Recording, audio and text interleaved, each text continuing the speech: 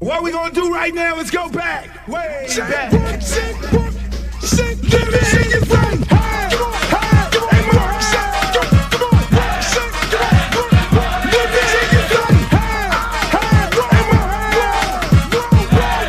Hey, big girls like to do the round, fat girls like to do the round. Fat girls, let me see you grind. Fat girls just doing their own thing right there with the fat thing. Fat girls just shaking them thighs. Fat girls don't make it count. Excuse me. Baby. What's up? I thought you was gonna start hanging out with the big girls again. What is all this trash? Bitch like fat girl, hit the ground, hit it up, and you hear the sound. Fat girl just looking so sweet. Fat girl don't make it deep.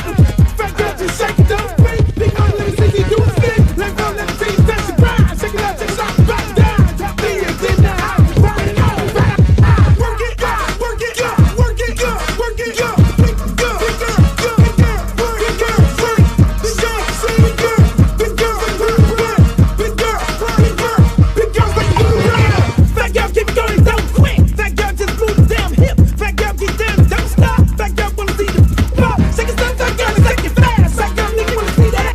Fat girl bounce like a pro. Fat girl don't know what you know. Fat girl shake till you rip through what? On the web wet, hard part two. Looks in the house, y'all know the game. Fat girl don't have no shame. Shake that back, back to the beat. Fat girl shake it, jiggle like me.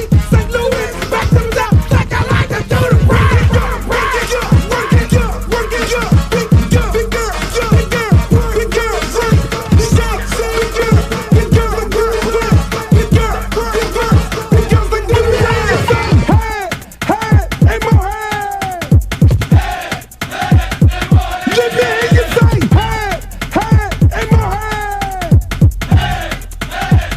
Big girls like do the dance. Shake, work, work, shake, work, shake, work, shake, work, shake, shake, work, shake, shake, work, shake, work, shake, work, shake. To the ground, to the ground, to the ground, to the ground. Now sick of this. Now I want to show y'all a real show with the big girls. Oh, fat girl, part 3. Can't hang with 100% beat. Fat girl know the happen, no quit. Fat girl run like you own it. Put your hands on your hips and grip it. Not new, I'm gonna look like it off now. Fat girl bring the crew to top the climb. If not, I'ma pull the business down. Fat girl bounce hot, stop tripping. If you do get chicken and hot bitch with a lot right, come to the night speed. I really shit get the dead in the world team. But fat girl show the boy a shot. Let me see if it's fat or not. Don't put fat girl, y'all like the ground. Let you out, let me see y'all do the rap.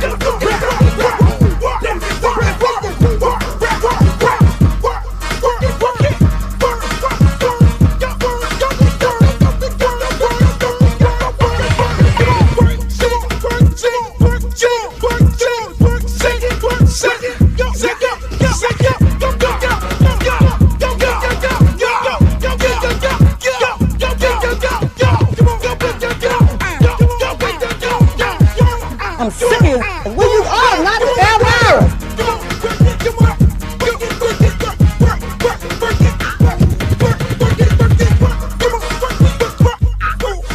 Oh, not the Britney Spears. Hey, how you doing?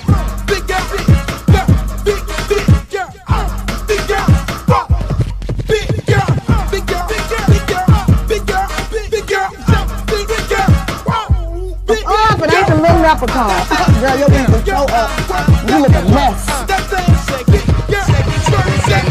All about the big girls. What about the big girls? Big girl, work it, work it, work. Big girl, work it, work it, work. Big girl, you done suck all the fat off your ass.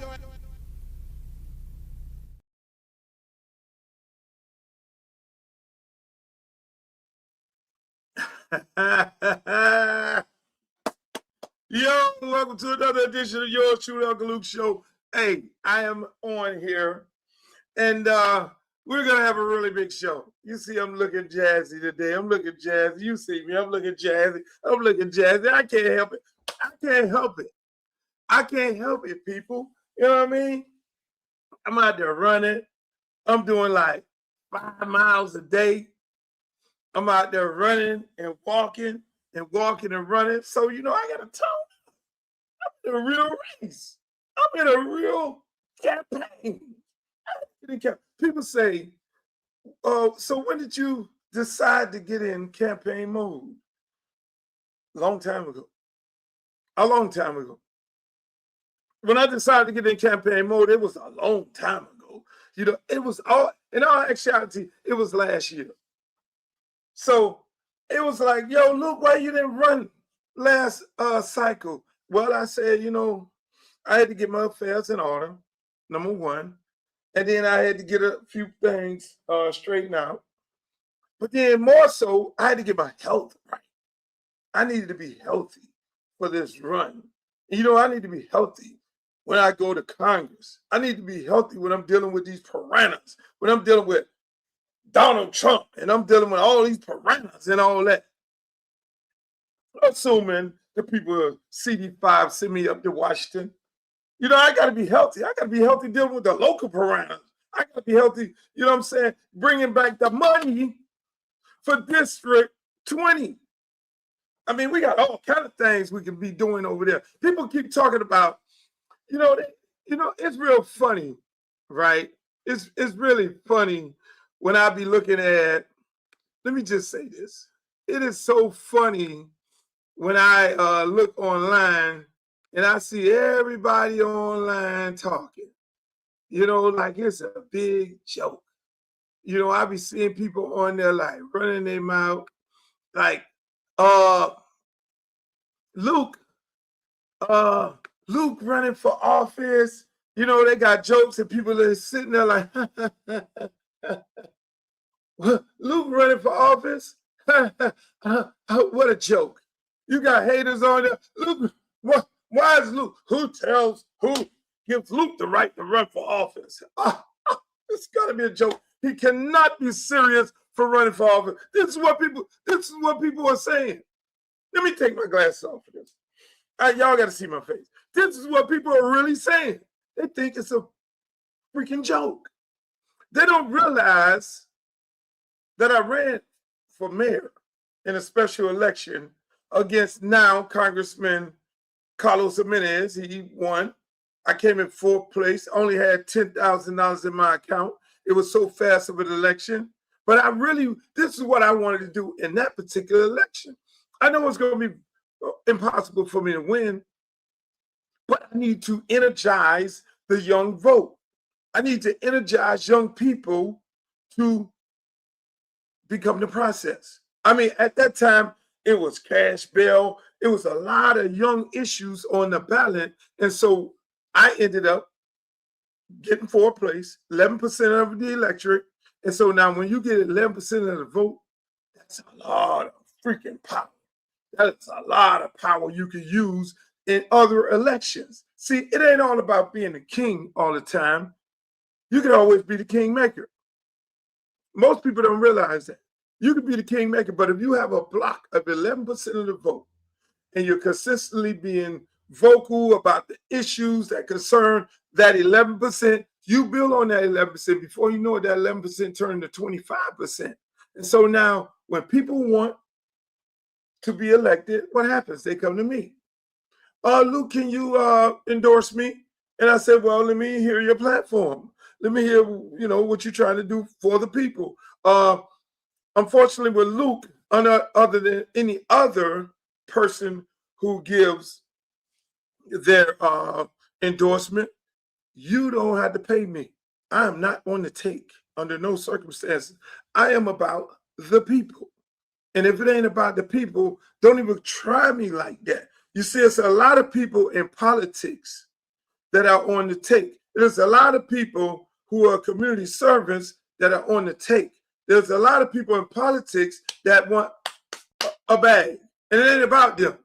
There's a lot of people that endorse people that's on the take, whether it's pastors at churches, whether it's people, so-called community leaders. They like this. Give me money. But the sad part about it, the money that they're taking is a 500, 1,000, a this and that. That's the sad part about it. If you're going to come to me and you're going to ask me for my endorsement, then you can't give me the money. Not the $500. I mean, shit. Hell, I got $500 right in. I just gave the handyman $500. Just fix anything.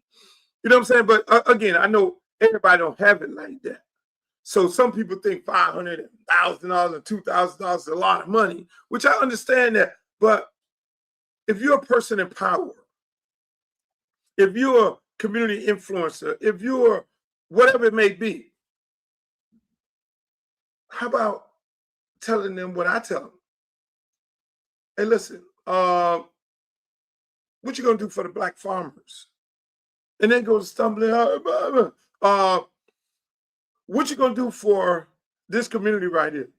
We need a brand new senior citizen building. Our seniors right now are in a building that's dilapidated. Our kids are playing on a football field there's no irrigation system. Our community, the roads are not clean. The middle of the highway is dirty. You know what I'm saying? Kids don't have jobs. People are getting priced out of their houses. The community is gentrified. So what are you going to do about all that? These are the questions that I ask, because these are the questions that's concerned the community. And I mean, that one period of time, it was a cash bail situation. There have been situations about medical marijuana. You know that. And then sometimes you got to give in. It becomes, oh, there's a big push for whatever it may be. And you know they got all the money in the world and they're pretty much going to get it passed. So you have to like say, well, I know I'm up against some big odds. So now you got to then get something for your people. Let's use marijuana, for example. It's coming. Forgot. It's coming. It is what it is.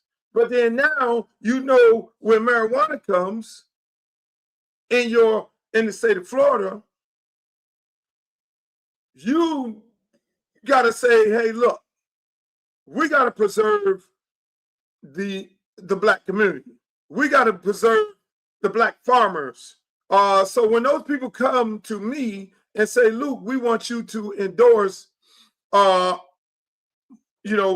legalize marijuana in the state of Florida, then it becomes, all right, what are you going to do for black people?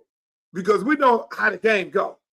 Things get done, and the black folks end up voting for these things, and my constituents, my base, and everybody else's base.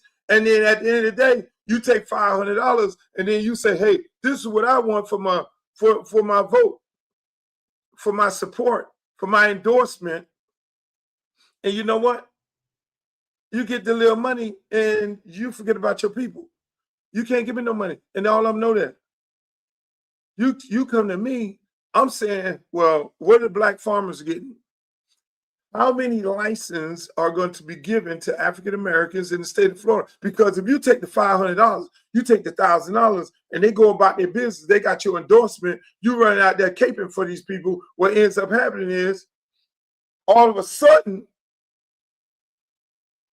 your homeboy and your homegirl who is in the weed business illegally, they're out of business because now Julio Ramundo just put up a shop in your neighborhood, smoke shop, and they're selling marijuana, and this other dude that don't look like you and another one that don't look like you, they're selling it, and before you know it, who's out of business?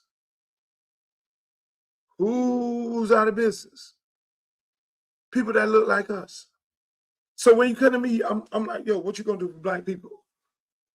How many of them licenses we gonna get? Matter of fact, you can have all just on that, which I know you can't do. There are some things I say on here I know you can't do, but you can kind of do it.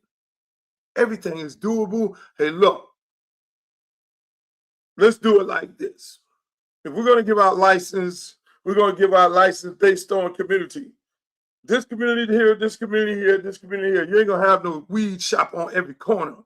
So we're gonna limit the amount of weed shops that you can put into a community. And so now in the city of Miami, black community, Hispanic community, Haitian community, Jewish community, and whatever else. Well, you're gonna be able to put 2 in the black community. We want those 2. Well, Luke, we're not doing it like that. No, you're gonna do it like that. If you want me to support it, I change what you're doing so that we can get the weed dispensary, we can get the dispensaries or whatever it may be in our community. We own it. They don't. Same thing with the farmers. Well, how much of this y'all get ready to be? How much weed are y'all getting ready to manufacture for how many people? Well, we estimate these amount of people right now. I'll be playing crazy because most people think I'm crazy. Oh, well, we're thinking about this amount of people right here. And I'm just using marijuana as an example of how you deal with politicians. And well, let me tell you this here.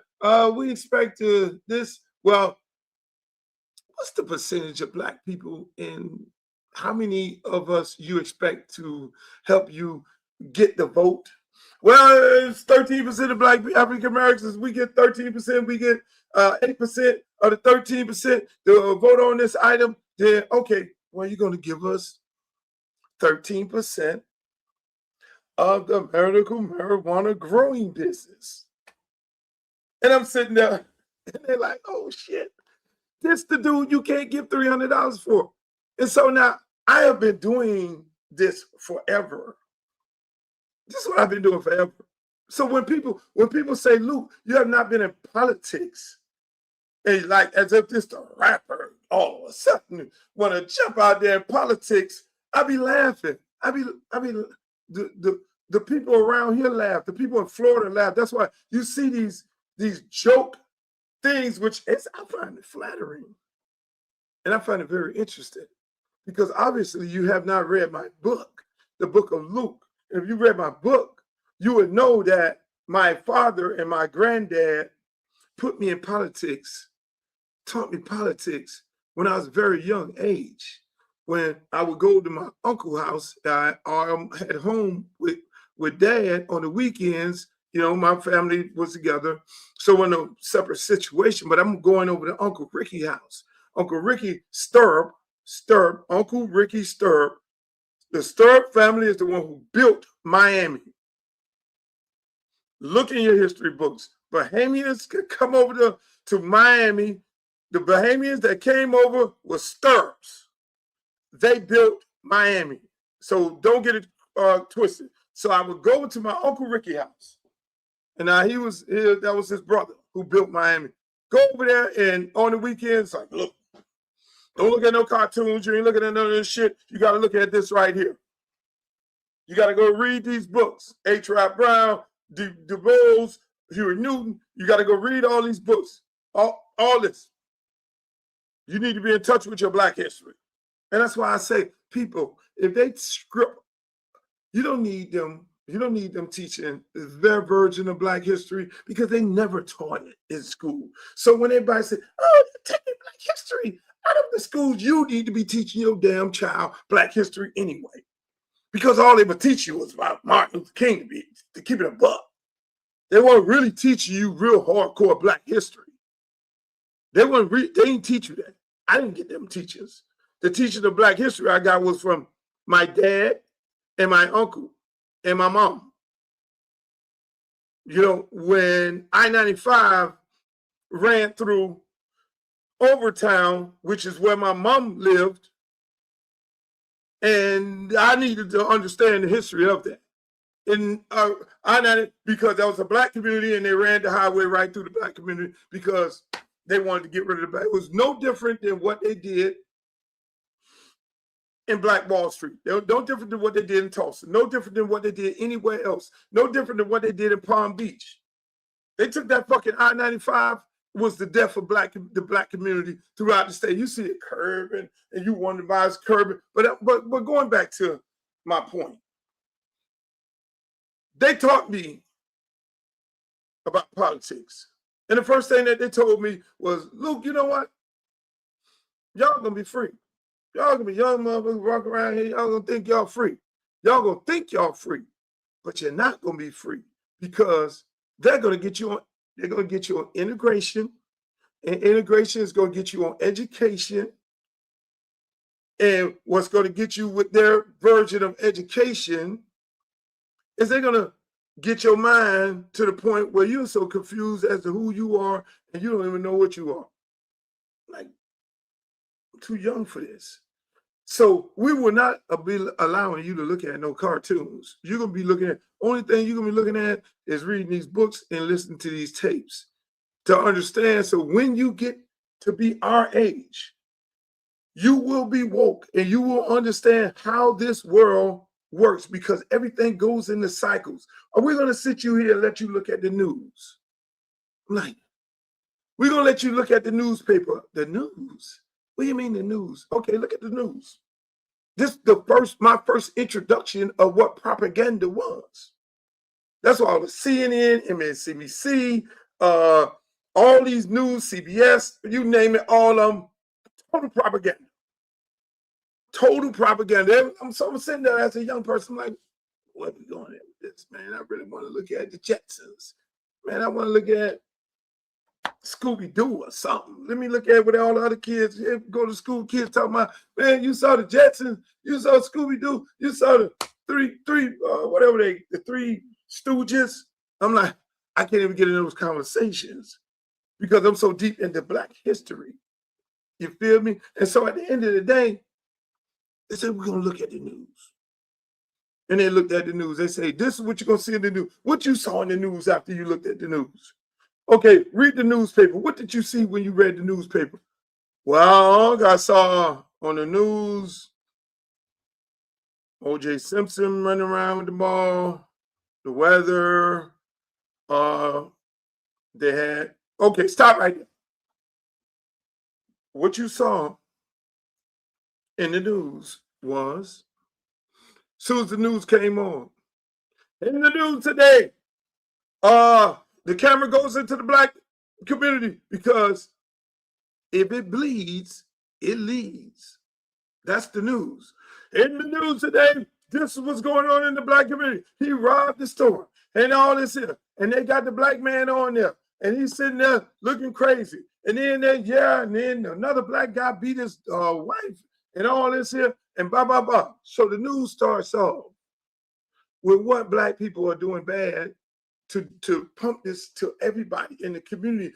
And on top of it, and along with Black people, that Black is so bad. Black people are so bad. Nothing pumped on the TV that's saying these are some good Black people. They don't start off the news. News always start off with Black people doing something in the Black community as if these things never happen in any other community. Domestic violence and all these different things, fighting, shooting, you name it. They find the crime that happened in the Black community, park, house, whatever it is. And they say, if it bleeds, it leads. But at the end of the news, not to drag you all along, at the end of the news, it showed how great it was to be white. Oh, we're going to go to Coconut Grove. And they have the band race. Oh, we're going to go to the mall. And it's hopscotch in the mall, find the painted river and all that. But never the picture those folks is that. And that's the same thing with the newspaper. Whatever country that we wanted to fight against, or in the world news today, Russia, we hate Russia. Russia is doing this and doing that there. Put your mind that you hate, this year it's not about Russia. Now it's about the Japanese, and we're going to go to war with them. Oh, next year it's about the Chinese. The Chinese are the baddest, the worst people in the world. And then you got all the movies about the Chinese. You got all the movies about the Russians. You got the movies about the Nazis. Then just all weekend long, all in the movies, the war, we're shooting the Nazis. We're shooting this one. We're doing this. All propaganda. And Hollywood is a part of it too. So you say to yourself, when I was a kid, the Arab guy, the Taliban, the Arab, the Muslim, he was not the bad guy when I grew up. When I grew up, the German, the Chinese, the Japanese, all people we got in some serious conflict with, they were the bad people. Then it became the Muslims when they wanted to all. So I'm just saying, people, going back to the original conversation when people laugh to think that Luther Campbell just got involved in politics. I take you back to the beginning. And then fast forward to that, fast forward early on to my music career. My music career, I was the perfect storm. To be honest with you, I was the right guy for them to screw around with. Oh, we're going to take and ban his music. Oh, we're going to do this. We're going to take it off the shelf and all this, and we're going to take him and drag him into court. I didn't have no invisible chains on me. I was waiting for you all because I was always taught that when a black man has a voice, he's either going to get locked up in jail or they're going to try to take all of his money and break him, or they're going to try to imprison him in the brains. Black men have a voice. All those black men who have a voice, they ended up in jail. Or they got it on the balcony. Or some kind of way. I'm just saying. So I knew it was coming. Black man with a voice. Black man selling his own music out the trunk of his car. Black man using the Constitution, free speech, the same way Andrew Dice Clay used it, the same way Millie Jackson used it, but she's unfortunately on a white record label. Same way Leroy Skillet, on Esther, Red Fox, Dolomite, all those people use it.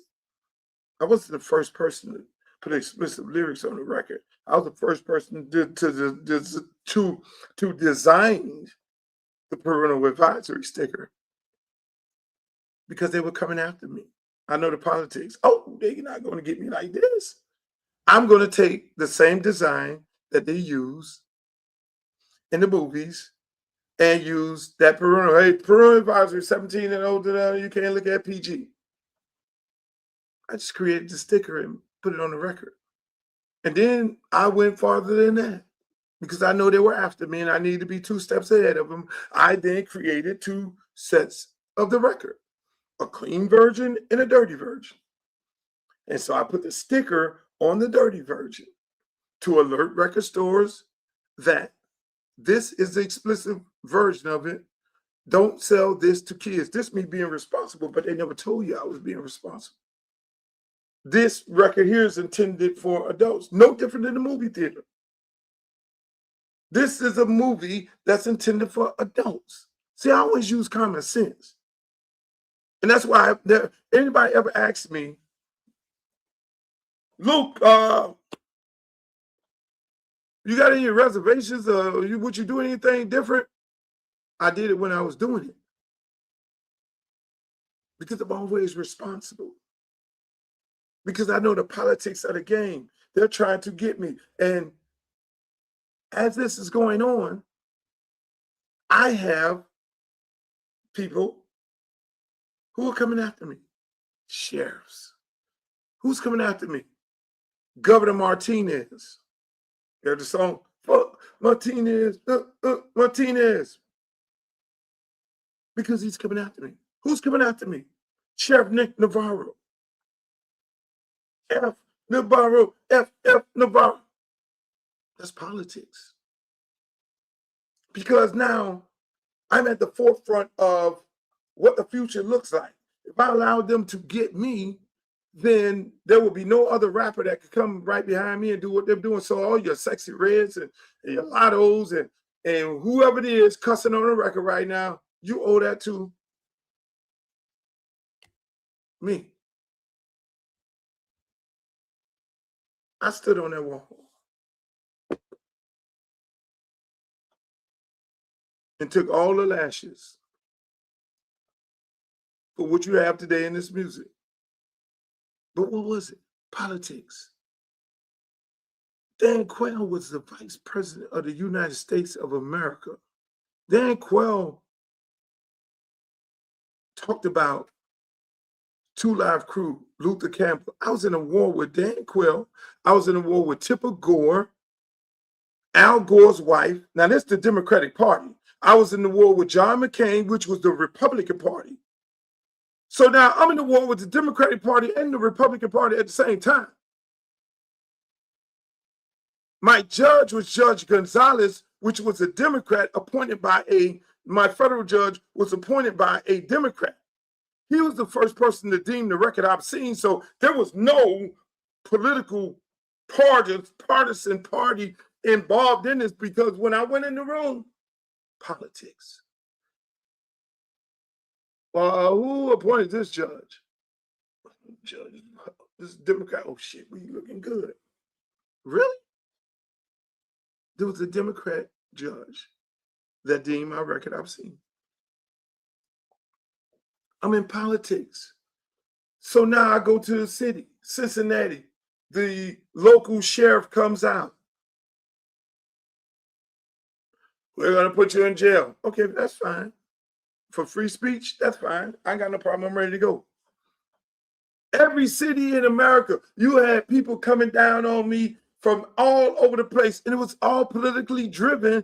And the question was whether what we were doing was protected by the First Amendment. And I took it to the door, to the Supreme Court. So it's funny that people say, how does Luke know anything about politics? What candidate in this race? How many congressmen or women have went to the Supreme Court? How many congressmen or women that fought jurisdiction after jurisdiction? How many congressmen or women, before they became congressmen or women, they were fighting against the government? They were fighting against the governor of the state of Florida. They were fighting against the vice president of the United States of America. They were fighting against two senators that wanted to bring me up, that was subpoenaing me, and I gave them the middle finger about coming to a Senate subcommittee hearing on free speech. Are you serious? But I know my rights and my politics. So now I'm fighting everybody. Let's go. You got the right one. Uncle Ricky, Daddy Stanley Campbell, the Jamaican. They already told me what was a coming. They told me what was a coming, boss. And I was ready. And I loved every minute of it, to be honest with you, because none of those cases was getting ready to put me in jail. I put myself in jail because when the judge deemed the record obscene, I said, screw him. I believe in the Constitution. I'm going to go to a club right down the street from him, and I'm going to sing these songs that they just deemed obscene, and I dare them to put me in jail. So that's why you see the picture of me going to jail. Oh, yeah. Oh, on that. I got no problem going to jail. Put my life on the line for people, for my people, and for all people, and for the Constitution. I did that, been there, did that. This will be the only person in this race and the only person in Congress that actually went to jail for free speech. So what you talking about? What are y'all talking about? What are y'all talking about? You wanted me on that wall. And I stood on that wall, and I stood on that wall 10 toes down. So it's flattering to me when I look at the comments and people like, how does he decide to go? Again, I'm okay with it. I love it. I love it. It's flattering that, but it's really sad that a lot of people don't know their history. A lot of people don't even know their history. It takes people in my generation to know the things that we went through for this generation to be able to allow to do what they're doing right now today. It was my generation. Everybody's like, oh, he's a rapper. Young people don't vote, and he's a rapper, and how he's going to expect to win and be a rapper? Well, at the end of the day, I am an entrepreneur first. Big business first. That's number one. Rapper is second. Businessman number one. Okay? Because I'm the only one that I know I took the record, Two Live Crew record, that all the record companies, all across the country, it was like, no, ain't no such thing as hip hop in the South. So I had to do it on my own. So I created this big ass company called Luke Records that you see all this shit on the wall. Ain't just about Two Live Crew. That's H-Town right there. Poison Clan over there. That's the Friday soundtrack over there. Are you serious? Pitbull. Trick Daddy. Some whole big ass business. 8400 Northeast 2nd Avenue. Some business with 32 people working and another 100 people working around the country. It's business. We're marketing, promoting our music in all the different areas. We're manufacturing and producing and shipping. It's me. This ain't no fucking Warner Brothers. I am not I'm sorry. I'm not one of those other guys. It was only 2 people doing this shit like I was doing it. Only other person doing that shit like me that sold the records out of the trunk of their car was Master P. Percy. Everybody else had a deal with a record label, and them record labels put their name on their shit. They gave him the money because they say, oh, we want to be like Luke. And he has his own company, Luke Records. The people had to make an adjustment and say, dude, Luke, we tried to get rid of him. Okay, we'll give you a record deal. What your name is? Bad Boy. What's your name? LaFace. What's your name? What your name is?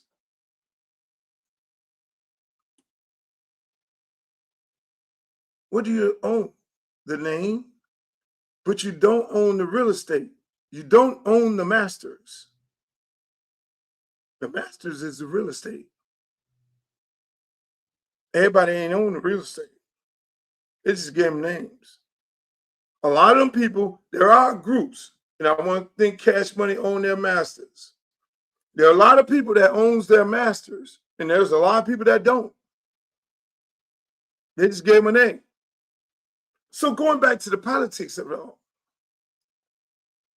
So I'm going through politics in the music.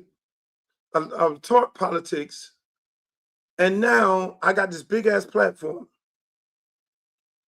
Because in my community of South Florida, everybody knew I was being targeted. And so I got this platform. I'm selling millions of records. Out the trunk of my car, my warehouse. I go from the trunk of the car, from my mom wash house, and I go to the I get a teen disco called the Pack Jam on 54th Street, and I go selling them over there. We got too big for that.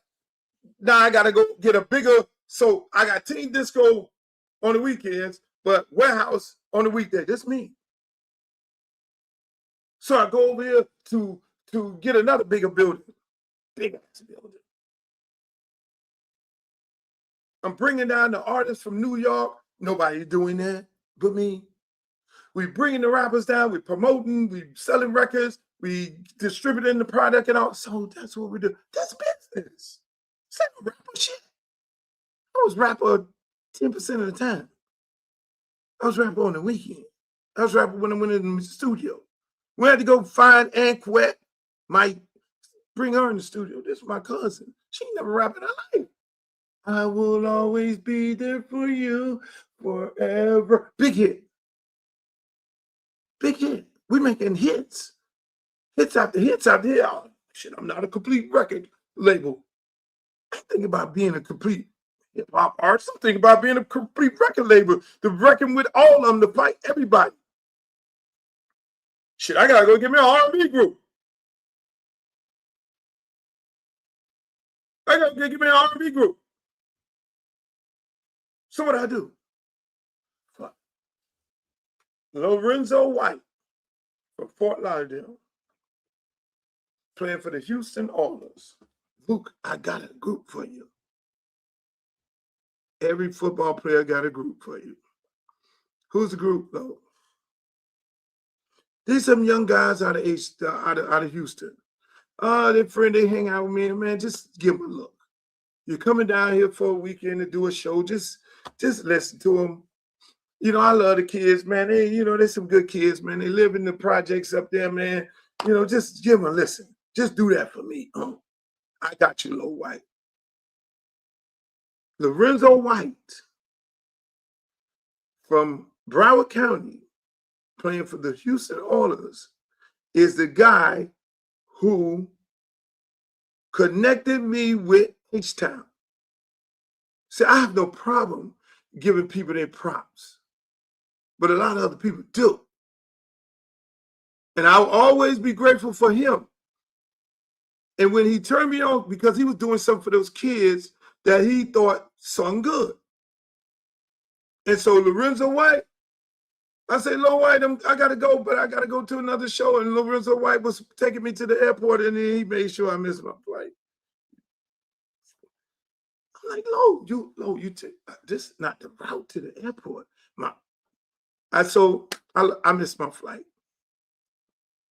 And then he gradually drove me over in the neighborhood with the boys. They came outside.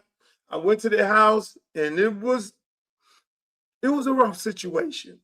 Let's say there's a lot of people staying in the house, and one house. Then I went to the other one house. A lot of people staying in the other house too. And I say, this is what happened. Give y'all a good story. You know what I did? It was so bad. Before I even listened to them guys sing, I got on the phone, called my accountant. I called my assistant and told my assistant to find me a realtor and call the accountant and buy these kids a house. That's me. I said, I wouldn't give a damn if I sell one record on them. They shouldn't be living like this. They got sister in there, brothers in there, mom in there, trying to make it. And I say, buy these kids a house. And then the other one, buy him a house too. This me. Right? Because look, I chalk it up to the game. Now let me hear y'all. Singing, I'm always looking for distinct voices. I was taught that by Slack Johnson. God bless his soul. If their voice is unique, then you look for that. So I said, what you guys' name is? They said, it was two brothers, looked like twins, and it was one of their best friend. And I said, what your name is? Our name is the Jits. The Jits? Like jitterbugs? And they say, yeah.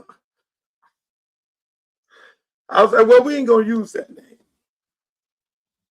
How about I'm going to change your name to H-Town? And I changed their name to H-Town. So where did I get that name from? At the time, my good friend, Greg Street, was DJing on the radio in Houston. And I would go see Greg Street because Greg Street DJ'd at my club, Miami's in Pensacola. Businessman. I had 3 clubs. Strawberries, Club Miami's in Pensacola, Luke's Miami Beach, that you see the Me So Horny video and I Wanna Rock video. Those are all my establishments. On top of it, 2 teen discos. Businessman first. Greg Street. Every time I'm going to the radio station, yeah, what's up, H-Town? We doing this like this, baby.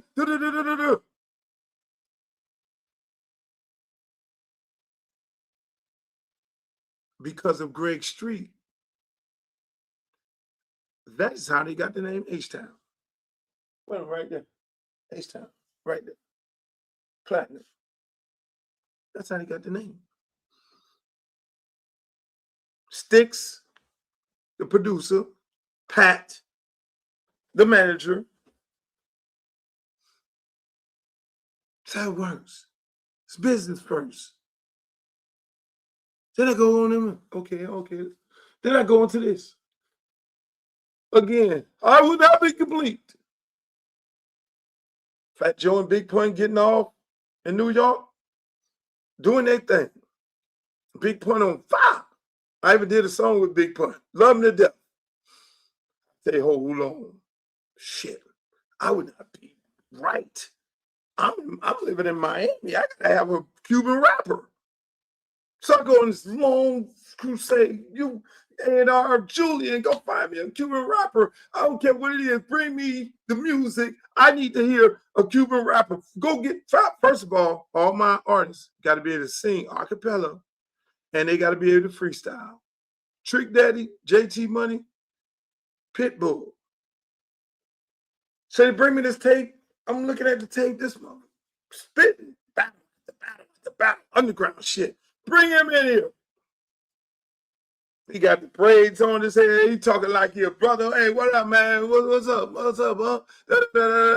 Man, I got to hurry up, man. I got some things I got to do out here in the world, my brother. I'm on, where you hanging out? Open locker. I live over here, Hill Banner. Hold on. Man, spit some shit right there. Let me see if you for real. Pitbull, that guy you see with them tight pants on and them tight outfits, and you think he's not a real rapper? You do not want to battle him. You don't want to battle him. I don't know of a rapper on this earth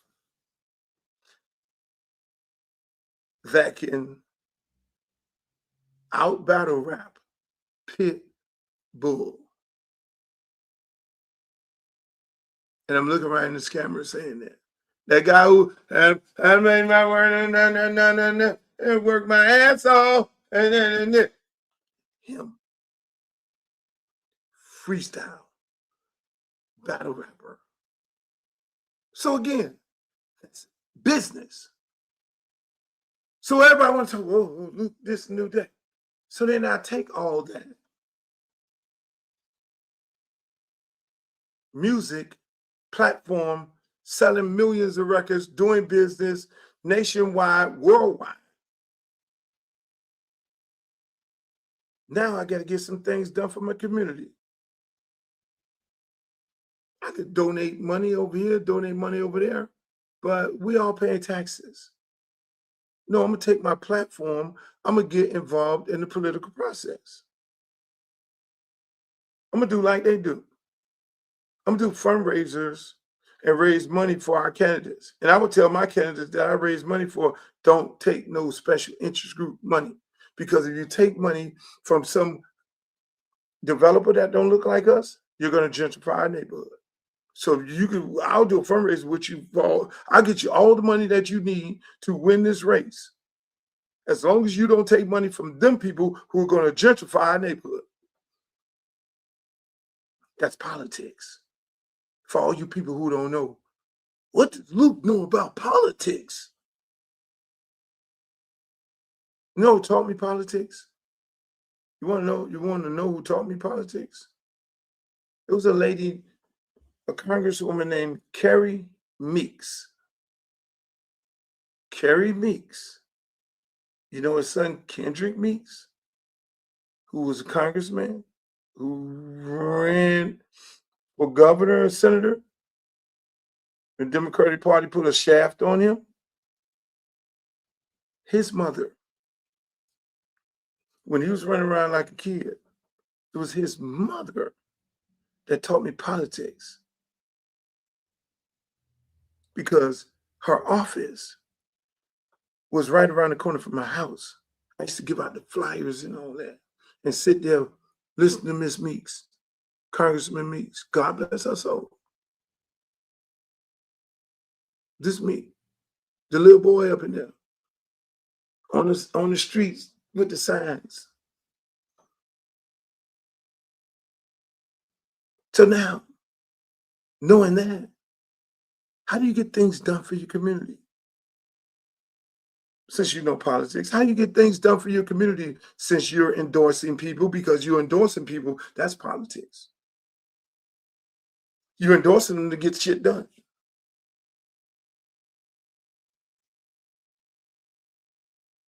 That's politics. Clowns who think this is a joke. This ain't no joke.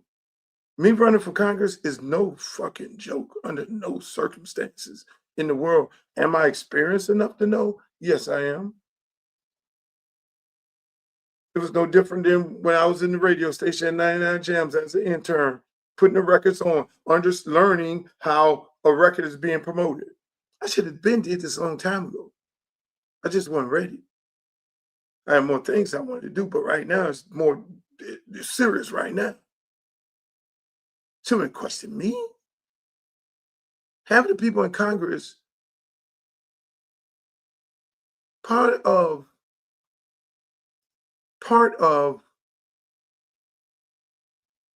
qualifying to hold office, any office, should be how much community service you've done.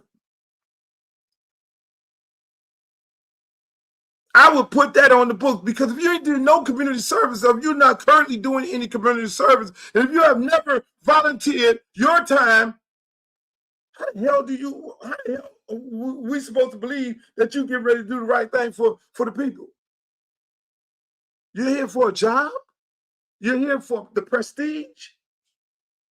Really? Is that what you're here for? You're here for notoriety? You're here for the showmanship? You're here to grease your pockets and steal money? Is that what you're here for? Because you did no community service work. You did nothing. Are you here for some lobbyists who don't look like you, who represent all of these special interest groups and these developers who are coming in to steal our land, gentrify our neighborhood, keep us in poverty? That's how much politics I know. I know politics and I know politics. And this black man right here has always stood on the wall for his people all day, every day. I could be on here for 3 days telling you the things that I've done for my community that you don't know I've done it. The people that I've supported that you don't know I've supported them, because they won't tell you. Half the people you sit up here and you go and say, hey man, we need to do this right here. And they take the W and run with it. The Teddy Bridgewater bill. I'm the one called Chevron Jones. He come up with this on his own. The Adidas deal for Miami-Dade County, multi-million-dollar deal. I'm the one who created that deal. When the man ain't know no damn body, he had to call me up to say, hey, look, you know these people right here. I have a relationship with these people right here. I put this on for real. Because these people right here support black communities. I fuck with these people. So I can go to the president of Adidas and have a conversation with him and say, hey, look, we need to do something great other than just T-shirts and uniforms. Let's do something big where these kids can get the resources back into their schools, because our schools only getting $25,000. You need to know politics. You need to know that that's what schools are only getting. Public schools. You need to know that. That's politics. So I'm going to question whether I'm qualified or not. 2 parks, not one. $24 million grant and a $16 million grant. Gibson Park. It's me. With Joe Ariola, city manager. Spearheaded that. 16 million. Charles Hadley Park. And had to wait it out because they was taking the money from that. And then when Keon Hardeman came, it was 18 million. It was 8 million. Where the other 8 million went? And so Keon Hardeman had to go get 2 more. It was 6 million. He had to go get 2 more million to then get the shit done that we needed to get done. It's politics. He's the sitting commissioner. And I got to go out there and support him, knock on doors with him. He originally ran for county against Audrey Edmonds, who's our commissioner, and he lost. You know what Audrey Edmonds did to me in my program, Liberty City Optimists? Because I supported him, because I know politics, it's a contact sport. I was going to door for that young man because you know why? Keon Hardiman came out of the program called Liberty City Optimists. He's a product of my program, me and Coach Sam. He played baseball in our program. It's like so many others. So I'm going to support him. And Audrey Edmonds defunded our entire program. Defunded it. We got no resources from the county when she was the commissioner. This stuff. So then now you gotta make ends meet. I'm just saying. So Keon runs again. Keon wins in the city. Now he's the sitting commissioner, one of the top politicians, one of the brightest minds in the state of Florida, in the country. You don't know, you don't see him. You might. We know him, we love him. Because he ain't dancing all on the videos like Suge Knight and all that. He ain't all over here, he ain't all over. He just get the work done. That's a kid out of our program that I founded. And there's so many other bright minds. So when you talk about what part of politics does Luke know? No, I know how to get shit done. I know how to create mentally. So, man, what is he doing? When Pop Warner, the white organization for youth football, had us paying fees to them, I said, well, why the hell are we paying fees to Pop Warner? Why are we going up there to this white man, Pop Warner National Championship game? Why are we doing this? And just like, why the hell do we have to have somebody over us, which is a black sport? I don't know who the Pop Warner is. You know what? Hey, Rod Mack. Hey, Kenny, Boys Club. Hey, OJ. Hey, Sam. Hey, Ben Hanks. Hey, everybody. Hey, Martin, Scott Lake. Hey, Heavy. You know what? Let's do this here, man. Got in my car, rode down south. Those guys say, no, we don't want. Got in my car, rode to Lauderdale Lakes. Got in my car, rode all the way to Riviera Beach. You know what we're going to do? Damn, Pop Warner, we're going to start our own. Why black men can't sit at the table and start our own league? Why are we paying all these fees to go to their championship where we could go rent the same place they rent? So I created this youth league called the NYFL, National Youth Football League. And with my power of politics, I then went over there to Eric Palms, who's the president of the Orange Bowl, and said, Eric, I need you guys to sponsor our league. Before it was Eric, it was Keith Tribble. Keith Tribble was the president. Keith, here's the deal. I got all these leagues. I need you all, the Orange Bowl community, to give each one of these programs a couple $1,000 here, you know, to help them out with the officials and all that there. And that's what we're going to do. Keith, like, let's go, Luke. Keith Tribble, the guy who ended up becoming UCF athletic director. I went to Keith Tribble and came up with the idea of starting the National Youth Football League and them making donation. We fell up under the umbrella, went to all these different teams and say, man, you brothers could do this on your own. We could have our own freaking board. We could play our own games. You all could take all the money and put it back into the kids and back into your programs. That's business. That's mobilizing. Who's y'all with one of the greatest presidents ever of the United States of America? What did he start at? What did he start as? A community organizer, I guess. You know that guy named Barack Obama? That's what he was, a community servant. He passed the test.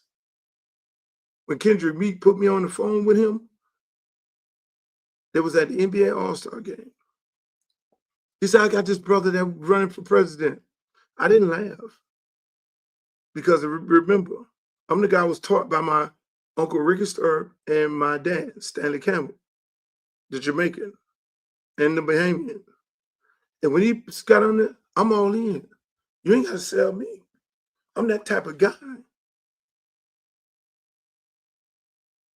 Then he said, man, I'm doing this community work over here in Chicago. That's right down my alley. So I'm not going to bore you all with this no more. So when I see all this jokes online, when they want to think it's a joke that I'm running for office, is a fucking joke, that I never did anything, that what makes me qualify? I know more politics than law allows. When I get on CNN and the man say, oh, Luther, what makes you think you can get some things done? Well, I ain't got no problem. I really don't have a problem going over there to talk to damn Donald Trump. Why would I not? Y'all elected him. If there's a gridlock and you need to get some things done, you gotta look, man. Y'all put him in office. Luke, you're a moderate. This is the new thing here. This is the new thing. Luke, you might be a moderate. What the fuck is a moderate? Because I need to bring resources back to my community. I need to bring resources back to Belgrades. I need to bring resources back to Pahokee, South Bay. I can't be not on my watch. I would not be riding through Belgrades and Pahokee and it's looking the same way it's looking right now on my watch. Anything that I do, any organization, whether coaching at Miami Edison, no, we ain't gonna be coaching in no mud. Let me get on the phone. I'm gonna get some turf out there. Only school with turf. Let me get on the road. This locker room. Oh my God. No. Let me get on the phone. Call Miami Dolphins. Miami Dolphins. I need you to redo this locker room. I need my park renovated. 28-acre park. I need a gymnasium. I need an aftercare program that got in the white community. We need all the bells and whistles, and we ain't cutting no corners. And that's the same thing I'm gonna do for my district. Everybody have different issues. Everybody have different needs. You got a whole corridor on 6th Street. You got Trick Daddy restaurant right here. You got Chris Smith right here. You still got some area. Man, that whole thing should be lit up like 3rd Avenue Overtown back in the days. No, it should be lit up like 6th Street was back in the day. Black business after black business after black business. And I can tell you one thing, you invite my ass, that's what I'm going to do. I leave everywhere I go better than I found it. But I never go into quick fix situations. I never go. When I went to coach at Miami Central, there was the doormat to Northwestern and every other school. We won the first state championship in the history of Miami Central. And it was off the backs of my kids from my national championship team on the park. It was the Charles Gaines Jr., it was the Devontae Freedmans, it was all those guys there. It was Raheem Cato, it was Tommy Schuler, Cato. They had issues at Springs. Come on, Cato. It was T.Y. Hilton dad that called me and said Cato is having issues at the school, and then put me on the phone with Cato. God bless his soul. He's still living, doing his thing. Cato, come on over here. Coming from a tough environment. And then Tommy, Mom, why are you leaving Tommy? Tommy, come on, Tommy.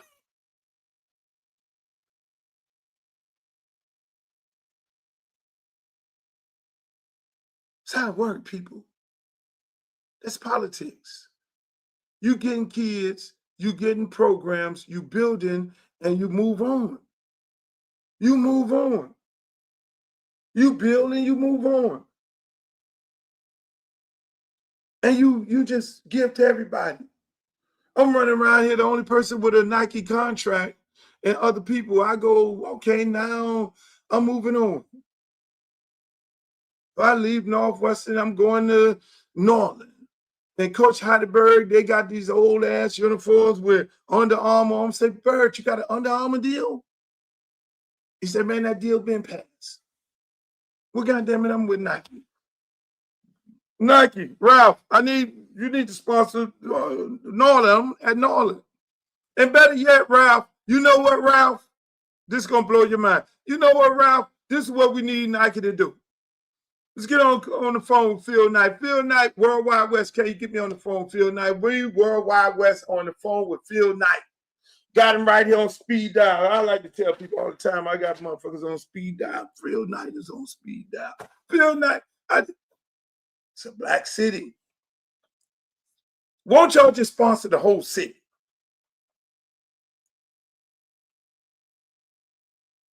You get with Oliver Gilbert. Hey, you get with Oliver Gilbert. Sponsor all the teams.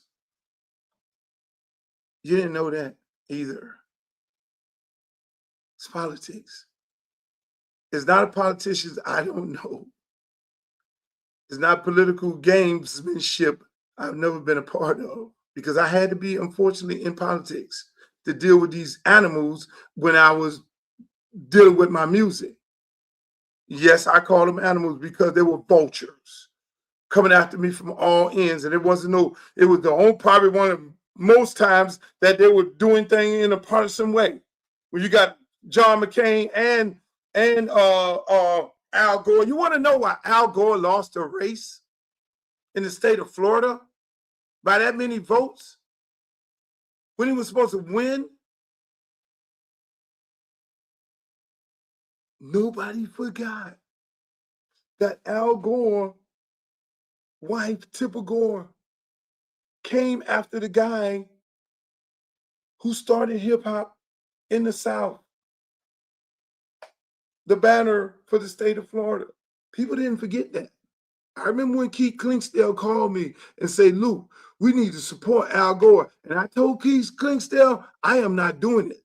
His wife cost me millions of dollars, put me on some damn list with the rest of these other people. And he is a man, and he should have been telling his wife, but I know all y'all was in a conspiracy because I was taking record sales from all y'all. So y'all was down with that shit. Politics. You got to be able to have resources. How do you get all these things to get done, Luke? How you can get on the phone with the president of Adidas? How you can get on the phone with the owner of Nike? How you can get on the phone with the owner of Atlas Airlines? How you can get on the phone with all these people? No, I get on the phone with all these people to get shit done. And they don't have no problem telling me. Nobody tells me no. Because I'm doing it for the community. You think people care? You think people are okay with people in poverty? No. Most people are not okay with people in poverty. It's the people that just sit. It's the politicians that sit on the sideline that have no Rolodex. They're not in it for the betterment of the community. They have no Rolodex. They're trying to just steal, find where they can steal. So I laugh at the people on here. Oh, look, it's such a joke.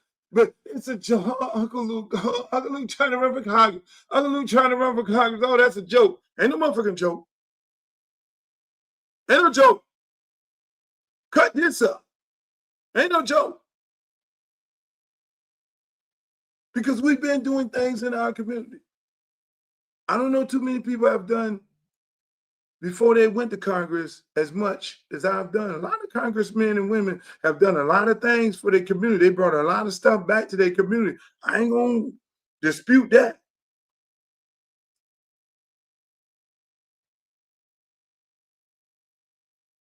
You're gonna tell me this is how funny this is. It's not funny, but let me just say this. That's right, Bill Gates still looks like it. I get on the phone, call it Ricky Jackson, Rick, and Bill Gates every day. What we need, call a young lady over there. What we need, I'm going to meet with the mayor of Riviera Beach. What we need, even though he might be supporting somebody else, I don't care. I really don't care who supported who. Any one of these political officials that's already supporting another candidate in this race, it's okay. Just tell me what the needs are, because when we win, we're going to get it done. And I'm not going to hold that against you. I'm not going to argue Edmonds, y'all. Well, when I supported Keon, then she throw our whole organization up under the bus. No, it's bigger than that. You got to partner up with people. You got to be willing to work across the aisle. If you can't work across the aisle, they say, well, if you're going to work across the aisle, how are you going to do that? That makes you purple. That makes you a moderate. No, that makes me working for my people. My people will be sending me there to get the work done, just like my organization, Liberty City Optimists. They send me to go do the work for the kids of our community. I have to go and get the money. I have to go and get the grants. I have to go and do fundraisers. The people in my community, hey, look, they're going to get on the phone and call me regardless. So, Broward County, and it's the other funny one. Oh, he don't live in Broward County. He don't live in Broward County. He's from Dade County. So, I'm a rapper, and young people ain't going to vote, but yet still, they don't realize, yeah, I know I look good. I'm 65. So, my generation is the generation that's voting 100%. So, don't sleep on that shit. So, as a rapper, in my generation around here from South Florida, they understand. They were the ones cheering. They were the ones celebrating. They're the ones who had my back. It wasn't no just about Miami having my back. It wasn't just about no Miami having my back. No. You would lead to believe that, and most of these people like to say, they think, oh, he's just Miami, he's just Miami. No, I went to jail in Broward County. I won a case in Broward County from a jury from Broward County. I went to federal court when they deemed my record obscene in Broward County. I got my record overturned by a jury from Broward County. I lived in Broward County for the last 12 years.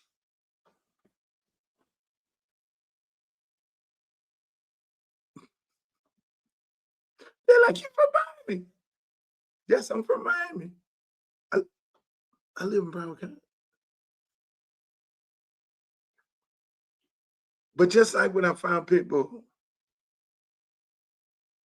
just like when I said, I'm not complete if I don't have an R&B group. So I'm Trelawney, my other girl, she's Angie Griffin. Shouts out to her. H-Town. I will not be complete if I don't do the things that I've done in Miami that I do in Broward County. I won't be complete because Broward County gave me my freedom and gave the entire world. I've never repaid Broward County for them supporting me in my cases. I've never repaid Broward County, and this is my time to do that. The jury of my peers in Broward County overturned that federal judge ruling on as nasty as they want to be. Those are the people from Broward County. When I went to jail in Broward County. Jury of my peers in Broward County. See how that works? That's the type of person I am. So ain't no joke.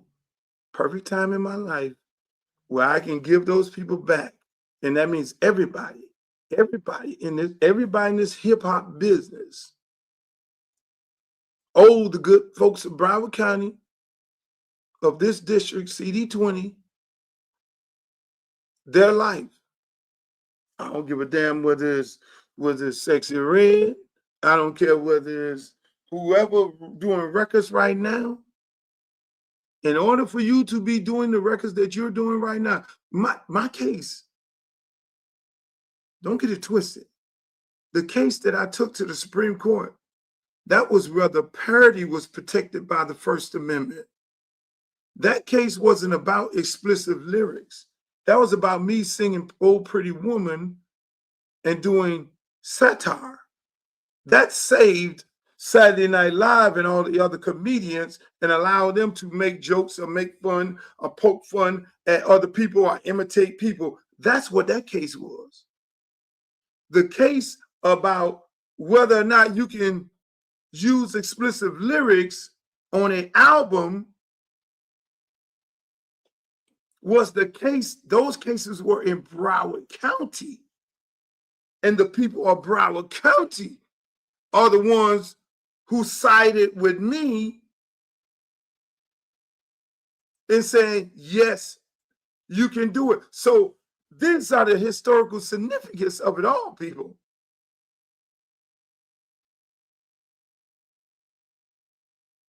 We all owe this community. We all owe the people of this community.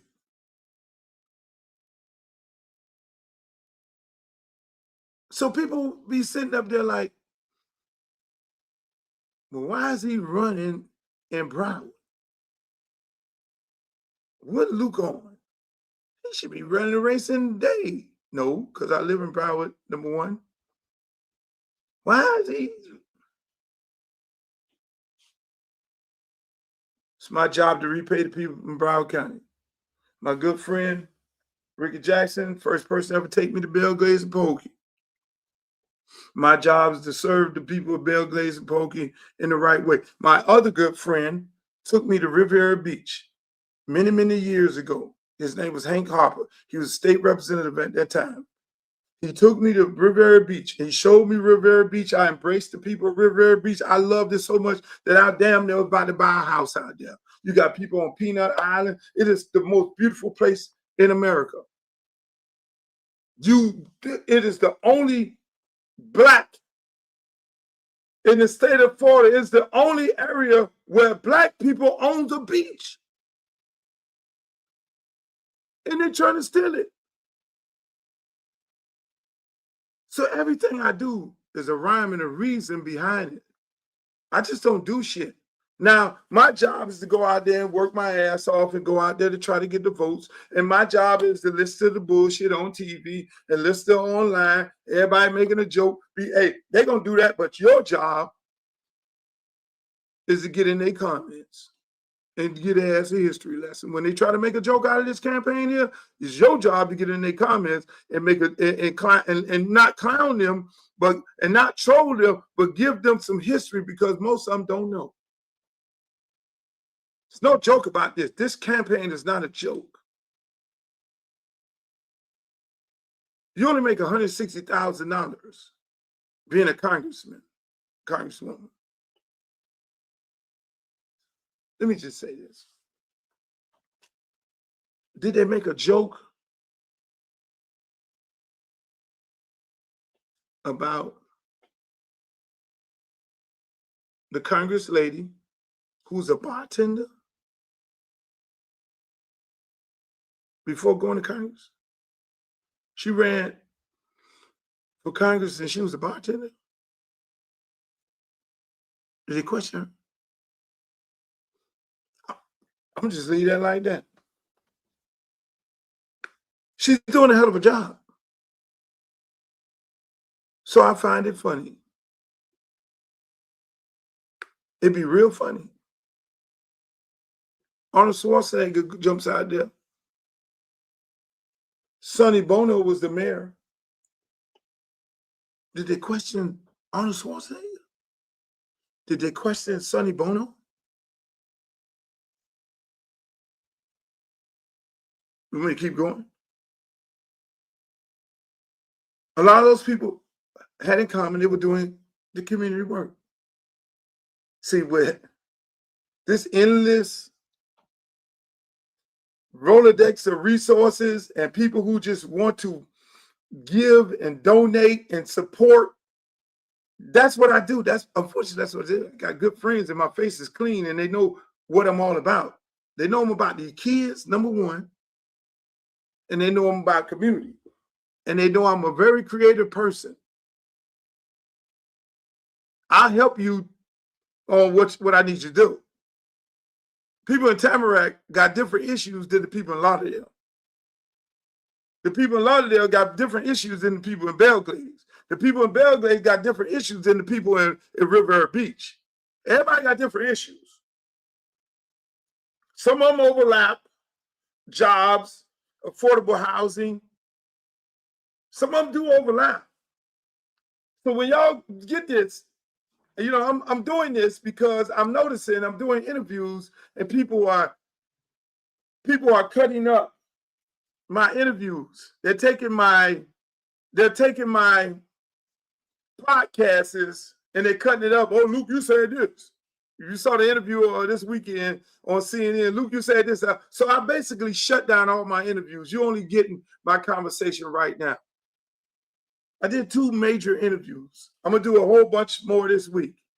But I shut them down. I'm going to do CNN on I'm going to do that. Shit, it was early in the morning. I had to ride back from Key West, my son, because my first job is there. To do what? Oh, my friend down there.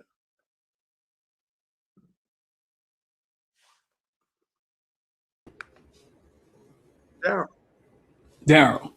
Hey man, let's remix I Wanna Rock. We're gonna call it I Wanna Vote, man. I want to vote right now. Let's go, man. I want to. Let's remix I Wanna Rock, dog. We call it I Wanna Vote, bro. They had me with. They had it they had all kind of sayings. Cap D coming. Cap D coming. And you know what I did? I remixed that. I said Captain Democrat coming. Let's go. Let's get in the studio, dog. That's right, Cap D coming. Cap Democrat. Yeah, let's go. It's still however y'all come at me, I'm coming back at you. And we can get some features and all, but you get Pitbull on that thing, bro. What? Come on, man. Man, I was looking online, and they were building all these studios and tech studios, everything in Jersey, because Jersey is now a tax credited place, and they building all these studios and bringing all these resources to Jersey and everything like that. And I'm looking at this street. I'm looking at this. Mm-hmm. I'm like, you could do that in Belgrade. Belgrade is 35 minutes away from everywhere. 35 minutes from Palm Beach, 35 minutes from here. I got in my car and went to Belgrade. I got there in 35, I ride fast, but it's really a 40-minute drive, which is right there. I can get to Belgrade, Pahokee, before I can get downtown Miami or South Beach. I can get there faster. I spoke to some AI people this weekend. They say the AI technology is coming from Silicon Valley to here. Everybody's rushing here.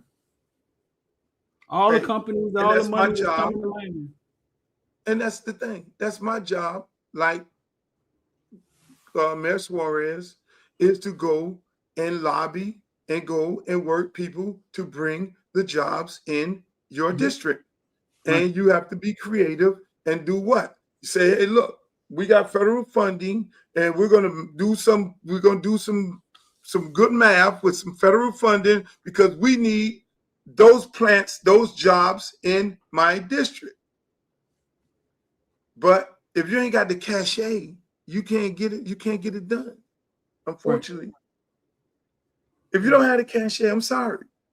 If you just in, and man, look, we're gonna run this race and we're gonna put it out there to the people. We're gonna come on this platform. Man, you got this, man. You got this. You ain't got to do no interviews with nobody else. You got a big enough platform. I mean, but I got a list of dudes who had weird jobs, dude, before they ran for Congress. You want to hear some of them? Let me hear something. Stephen Law. Hold on. Let me introduce you, ladies and gentlemen. This is the world famous Streeter Footballville. He's on all the platforms all across the country. Streeter saw people go from this age to that age, and he knew who was it. And I mean, you name it. This is if you want source, you want to see any source for any youth sports, college. This guy knows it. He knows the kids was gonna be gangster before they was gangster. So I'm pretty sure he got a whole list of this guy here, this guy here, this guy, so you can see him first. Yeah. I knew Malachi Tony when he was 9-10 years old. The list goes on and on and on. I mean, we've interviewed kids before people even knew who they were. Cam Kitchen, Taylor, James Williams. I mean, the list goes on. And Facebook shows me pictures sometimes, man, old pictures of me standing with kids, man, and I forgot I took the pictures, bro. So listen, I got a list of people who were not, you know what I'm saying, politicians or in the community before they became congressmen, or they just had a weird job. Stephen Law was a professional clown for Ringling Brothers. Who? Stephen Law, before he entered politics. One of the most unusual career jumps ever, connected congressional campaigns. Charlie Wilson in Ohio was a mortician. Robert Byrd, longtime U.S. Senator, was a butcher, a meat cutter. Not the butcher. Jim Bunning, Hall of Famer, NBL pitcher, was a baseball player. We know famous people can do it, so I don't know why they call you weird. Tommy Tuberville was a football coach. A racist one too, but yeah, in your opinion, racist one. That's how you indemnify yourself, so you won't get hit with a slander suit. You won't have to get somebody to corroborate the story, but I'll corroborate that. In my opinion, he is a racist. Ralph Metcalf won Olympic medalist. He was a sprinter. Basically, he ran in the Olympics. Frank Buchanan was an iron worker. Worked in heavy construction before entering politics. Really? Bro, I don't listen, man. I wouldn't entertain anything anybody's saying about you because the stuff that you sit up here and say, nobody has done. Nobody at all. Look at this right here. These are the kind of jokes that they have online. Mm-hmm. No. We ain't gonna do Cash Patel yet. I'm sorry, people. I'm sorry. Here we go right here. What is this right here? Let me find it. I gotta find it for you, Street. This joke right here, man. This is the most Miami thing ever. But first, subscribe to our Substack at whatsgood.miami. He was banned in the USA, and now he wants to run for Congress in the USA. He doesn't like when I sing, bro. Why is he so judgmental of my singing? I think I have a very good singing voice. Uncle Luke, yes, Uncle Luke of 2 Live Crew, who was banned by Congress for songs like Hop That you know, a great classic, actually. He is running for Congress in the 20th District of Miami to replace a congresswoman who was indicted on 15 counts for allegedly stealing $5 million in FEMA funds. Uncle Luke says his district is underserved and underrepresented. He actually ran for mayor in 2011 and placed 4th after only spending $10,000 on his campaign. So, Uncle Luke might be the wholesome option in this particular case, which says a lot about our city. We wish you luck, Uncle Luke. We'll be here to cheer you on and keep on popping that. That's What's Good, Miami. And don't forget to subscribe at what'sgood.miami for all the real estate, hospitality, and washed up rapper news. Washed up rapper news. Who is he? I don't know who the hell he is. Exactly. All right, so moving on. Exactly. No. I got another. I think I got another one. Hold on.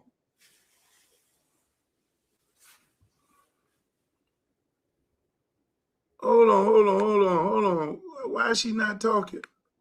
What's wrong? Come on, lady. We probably don't need to hear her. What's happening to her? She's experiencing technical difficulties. I'm sorry. Well, we'll just leave her there. She don't want to talk. But you took that her was down? a good one. Yeah, I listen. She's out of there. But yeah. So you felt his was an insult? No, I didn't think it was an insult. But it was a couple of them on there, which it's not. No, I think it was good. I love them all. To be honest with you, I enjoy them, whether they're talking good about it, me or bad. The washed up rapper part, I don't know where that came from because I still sell out concerts. But at the end of the day, it's amazing. It was. I pulled a couple of them, but I didn't want to bore everybody looking at all of them because I don't have no problem with people saying crazy things about me and making it a joke. So I pulled quite a few of them, but I couldn't load it up because then I got in this whole rant earlier and I started running out of time. And then I saw you down there and I was like, I got to get Street in here. Look, you have platinum records? Platinum? They're all up here. Gold, platinums. Half of the stuff that's gold right now is triple platinum. You had anything that ever went diamond? I like that. Yeah, I got half of the stuff went diamond.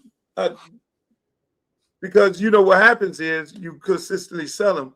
I got these platinum and gold records 30 years ago. So records don't stop selling. They continuously sell. So when they'll reach a milestone, matter of fact, I might need to call the RIAA up and give me some new plaques and say, hey, man. So answer this. Yes, sir.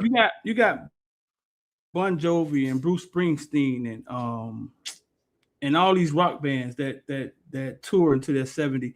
Why only rappers wash up? That's a good question. I think it's more of I don't have nothing else to say, so I'm gonna try to say something derogatory to you.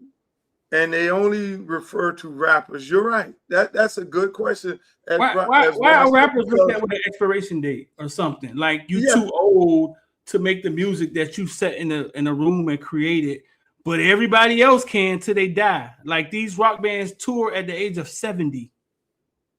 Exactly. And it's crazy because I'm still touring right now myself. I'm getting ready to go on a tour. And I'm trying to navigate the tour. And I go do concerts right now. I'm coming with you. I was at the club the other day. They played I Wanna Rock. Yeah. They played It's your birthday every day. I mean, your name music it. Is Frank Montana, one of his biggest songs was commercials because I sent them out. Yeah. I mean, hey, you got when Usher came to town last year, he called you. Yeah. All the time. Streeter. Hey, Streeter. How you washed up? Streeter, people be amazed that I take with me on the road and they'll see, like I went to Indianapolis and it was like, who else performing with you, man? It's like 30,000 people out there. I was like, nobody. And I'm in Detroit and it's sold out. The people swinging on the chandeliers. Oh, damn, they love you like this. I had to do 2 sellout shows in Detroit, one in a damn field with 50,000 people and another one at the arena in less than 2 weeks. I mean, I'm like, washed up, but I thank God, because that's the thing. That's my thing, Streeter. I always said, if I'm going to get in this business, and I always ask people like the OJs, when you look at the OJs and Frankie Beverly, God bless his soul, them people, like you say, nobody never called them washed up. No. Because they were singers. They consistently tour, and them guys tour right now.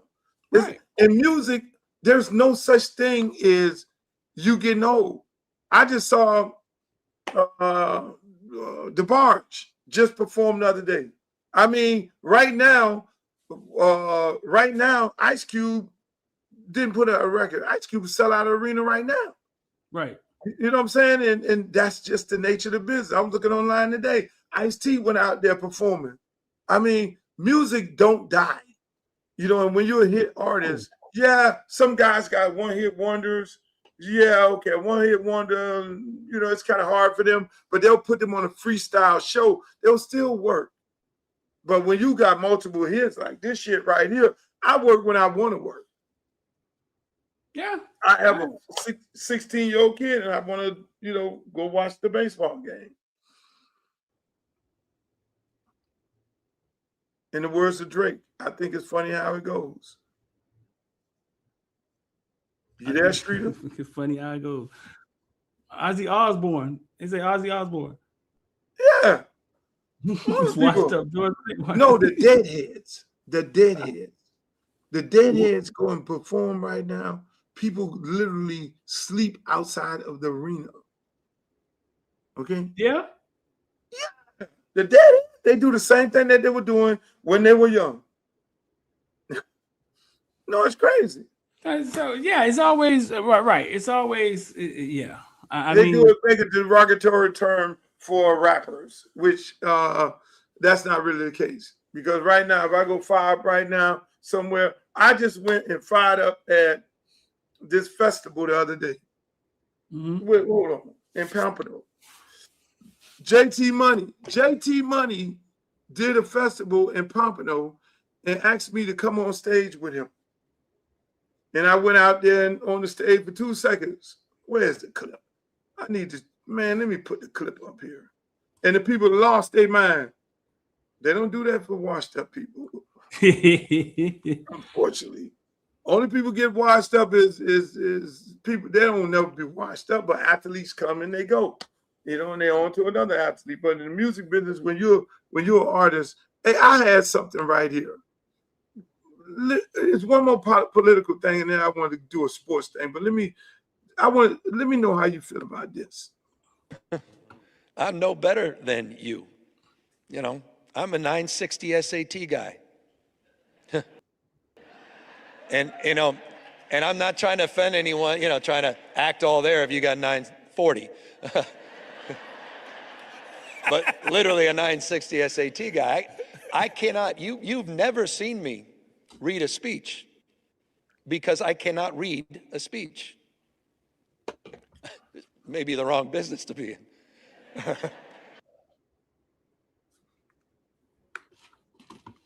So that's Gavin Newsom for you and the people in the audience. He's obviously trying to run for president. He was speaking to an all-black crowd, and he said those things. Did you find those things offensive, what he said? He said, I know better than you because I'm a 968 SAT guy. I'm no different than you. He said, I'm no different than you. I'm no different than you. Here we go again. I'm just trying to impress upon you, I'm like you. Yeah, that's fucked up. It just hit me. 960. That's kind of That's low. I forgot the highest score. That's Gavin Newsom, the governor of California. The governor of California. He's on this tour trying to, encourage people because he's getting ready to run for president of the United States as a Democratic Party. Then he said he couldn't read. Like you. What? Hold on. Let me help you. See, sometimes we miss the little part of it. Here we go. I'm just trying to impress upon you, I'm like you. I'm no better than you. You know, I'm a 960 SAT guy. Now, here's the thing. When they go in front of different audiences, they say different things. He would never talk like that. You know what I'm saying? Like that's what they think of us, bro. That is exactly what they think. That's what they think of us. We all got 960 on the SAT. I'm no different than you. I know you got a 960. I'm like you. I can't read like you. Why is that guy laughing up there? Like, how's that funny to him? That's not funny. It's not funny. It's not. At all. It is not funny that a guy that it's not funny, but here's a guy running for president of the United States. Obviously, he got to get the party. He's running for the president of the Democratic Party. Got to get that first. Nominee, becoming the nominee, and then run as a Democrat. And if his impression of black people is that we're 960 and we can't read, then that's very alarming and very concerning. And I can only imagine him being the governor of California. You know, hey, look, you can't read, but you can govern. That's fine. But don't try to say I'm like you. Because I'm white and y'all can't read and y'all got 960s. That makes me one of y'all. Don't do that. Don't do that. And unfortunately, that's what Gavin Newsom doing. He made a big mistake and he owes black people an apology. Was somebody gonna call him out on it? You know, and a lot of times us in this party, you know, when we call people out, then you know, like me, they'll sit up here and say, "Oh, Lou calling Gavin Newsom out. Gavin Newsom running for just like I called Trump out, just like I call anybody else. I called Gavin Newsom out. He's dead ass wrong for that. He's wrong. He's dead wrong for that. And for people to be chuckling and laughing in the audience, they, you know, I'm not even gonna get them a pass because they're supposed to be sitting there listening to everything this man say, and then that guy sitting there with him, interviewing him, need to push back on that. If you look at my interview with Kamala Harris when she was running for president, I pushed back on her hard. I was like, people don't think you black enough. Do you know how to cook collard greens? What you put in your collard greens? You asked that? Yeah. You need to drop that again. What you put in your collard greens, Kamala? Because let me certify you black, which is crazy for me to do, but I'm asking her these things. But I did interview the vice president of the United States of America. You need to drop that again. You need to drop that again. I did. Hey, oh Lord, hold on. Drop that again. I don't know politics. I had a political conversation with and went on the road with the vice president of the United States of America, the smartest woman I have ever talked to in my entire life. You told me that. We engaged in conversation and we just rolled all over the place and we just talked and we went to barbershops and talked about politics. We talked with black men in South Carolina and everywhere. I need to drop that. That's the part they forgot. They forgot that, Streeter. Time to drop it again. Conversation. I'm a rapper. I'm finna talk some rap shit to her. Yeah, time to drop it again. We should drop it. We should break it down. Yeah, we should break it down on the podcast. I mean, I remember that. I remember she came and sat down with you, and you've told me that before, that she's the smartest woman you ever sat down with. It's crazy. But you know, again, yeah. That's what I'm gonna do. I'm gonna just keep posting that every morning. The picture of me and her sitting there, and put on the caption. Oh, so I don't know politics, but I can sit down with the Vice President of the United States of America and have an intellectual conversation. Really, go look it up. Unbelievable. And we talk about national issues. Jesus Christ. Unbelievable. Hey, Street, I want to ask you this here. Hold up. Here's a one right here. Get this on the video. Oh, you not done? The whole state of Florida cut off at Palm Beach County line. If you're north of Palm Beach County line, you in Georgia. No, cuz. Stop claiming Florida. Shout out to Nestor Silvera. Man, shout out to Nestor, man. Nestor used to say anything out of his mouth. Oh, do you agree with Nestor? Oh, I was hoping you came on so I could play that for you.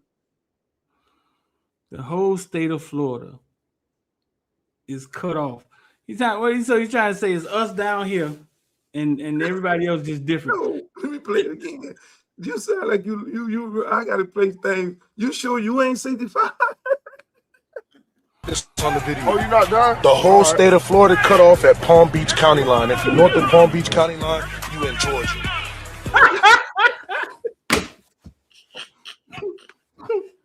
Man, that's hardcore. Not Georgia. He didn't put him in Georgia, did he? He put everybody in Georgia. Damn, boy, Lamar Jackson, you barely made it according to Nestor. Jesus Christ, he put him in Georgia. He put him on. Hey, but thank God Nestor. I think they're different. I think when you start going North Florida, they're different, but they're not in Georgia, fool. It's a great football all over Florida, fool. Bro, he put him in Georgia. He said, "Listen, boy, yes, they did. Wear Palm." Shouts out to you West and Val Palm. Buster. Hey, River Beach. That's an area that I'm trying to support in Belgrade for Hogan Pop. Y'all, hey, we all Florida. According to Nestor. Boy, that's hardcore. I wouldn't put them in Georgia. I wouldn't say they in Valdosta. Jesus Christ. But I think North Florida is different. But you're trying to say the people different. It's different. It's a little slower. Hold on. People don't realize how country outside of Palm Beach is different. Yeah, it gets a little slower. People don't realize how country Florida is, how southern Florida really is. They look at Miami and they see a city, right? But the state of Florida is country. It's red, ain't it? Or is it blue? Red or blue? That's a little harsh. It is country. You saw Rosewood? The hell? Where were you? What are you talking about? Streeter. What? That is very harsh for you to say everything. Now, what's past? So Orlando is Georgia? Jacksonville is Georgia? Tampa is Georgia? He said everything north of Palm Beach is Georgia. It's not Georgia. Just a little country. Tallahassee is South Georgia. That's a little close, but I ain't putting nobody in Florida. I'm not putting nobody in Florida in Georgia. Georgia. That's Nestor. But it's country though. NASCAR did start in Daytona now. It's country. Past that, it starts getting country. Cows, pigs, farms. I'm talking about the man got a point. Man, that's wild, man. I'm not gonna let y'all throw these people. Tampa? You trying to make Tampa Georgia? Y'all can't be serious. Y'all can't be serious. That's funny. I'm Daytona, Georgia. No. I'm not. No. Gainesville is Georgia now. Yeah. So Lamar Thomas is from the state of Georgia. The Pouncey twins is from Georgia. Name after name. Yes, name after name after name. So you saying Lamar Thomas is country? Brandon Mayweather. What's the running back from Yulee? Ravens running back. Derrick Henry. Like, come on, Devin man. Hester. Hold on, Devin Hester. Wait. Philip Buchanan. No. Fort Myers. He said, wait a minute. Philip Buchanan. Because when you talk about Fort Myers, now you're talking about, oh boy, you're talking about Devin Hester, Philip Buchanan, Deion motherfucking Sanders. Prime time. He said they're in Georgia. He had them boys in Waycross. That man hardcore. People, that man hardcore. He always been like that. That man wild. Hey, so Shrita, I want to know your opinion on this right here. So let me set it up. So the director of the FBI, the Federales, he went over to Italy to watch the game with the United States hockey team versus Canada for the gold medal. Mm-hmm. And this is what he did after the game.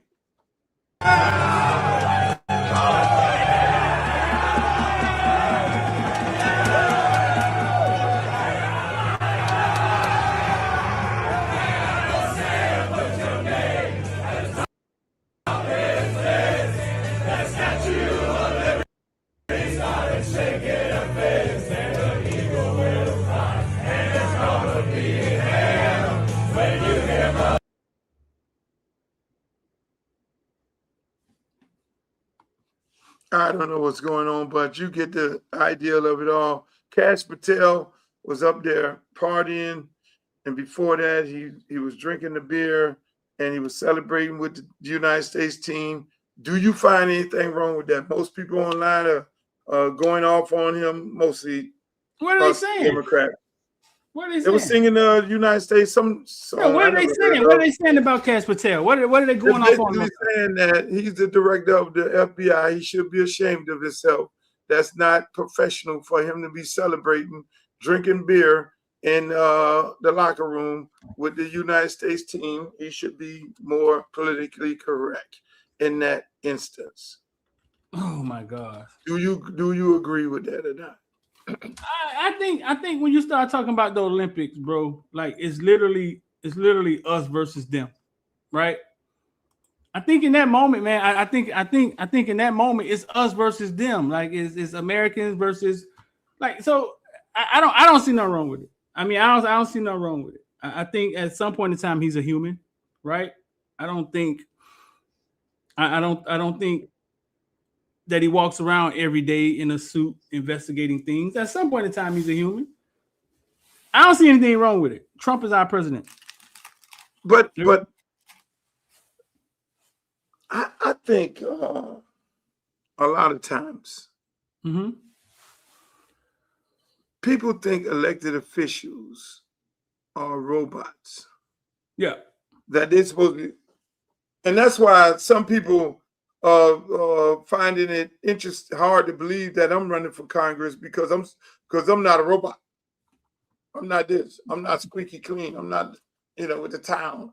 Which I find that these people who are so-called squeaky clean, how in the hell they can relate to us? How can you relate to your constituents if you never went through anything in life? If you never missed a car payment, how can you relate to me when I'm missing a car payment? If you never almost got your house put in foreclosure and you came up out of it, how can you relate to me when I'm trying to make ends meet? That's what happens with a lot of people. They be like, they don't understand. We're trying to feed our family. We're trying to do this with our family, and they don't understand. No, you voted them in. They don't understand because they never had an issue with putting food on their table. If you went through, look, man, I used to have to look through the cereal box and move the roaches out of that thing and still eat because they didn't want to throw all this cereal in the garbage. Oh, no, you got to move the roaches out the box and still eat the cereal. Ooh, that's hardcore, Luke. People don't understand that. So if you ain't never went through that, how could you understand? How could you? And I'm a firm believer. You got to have went through something to know what I'm going through right now. You know, hey, look, you got a divorce. Okay? We got you. If you ain't went through a divorce, you can't explain to me about divorce. You got to have went through some things. If you never was able to, you went to the hospital and your insurance card didn't work, and now the politician, he never went through that, so he don't understand your pain. But that's what people elect, you know. And again, hey, look, I obviously, you know, they want me to watch everything I say on here, but I'm gonna keep it. I'm gonna be who I am. I don't see nothing wrong with the man enjoying himself. Yeah, I don't see nothing. Oh, he's on the taxpayer. He went there as a dignitary, as probably a delegation to cheer on the team. The team won. It's an emotional moment. He goes down there and enjoys himself. He gonna do it anyway in the suite. So y'all prefer him doing it in the suite or in the confines of his home, and he's celebrating with the team. That's the United States team. So they can go after me. Oh, you're a moderate. That's what my new thing is right now. You're a moderate. What do you call you a moderate? I'm a moderate. They say they want to push me into being that, but I'm a card carrying Democrat. Ain't nothing moderate about me. I'm just real. I'm 100. I'm a person who believe in bringing working across the aisle. And so because I believe in working across the aisle got me to be able to build parks in my community, got me to be able to revitalize schools in my community and build locker rooms and build fields and work across. You can't just do that with no Democrat. And so when you trying to do things for the community, you're gonna have to be able to work with Republicans. It's just that simple. Here we go, Streeter. To this.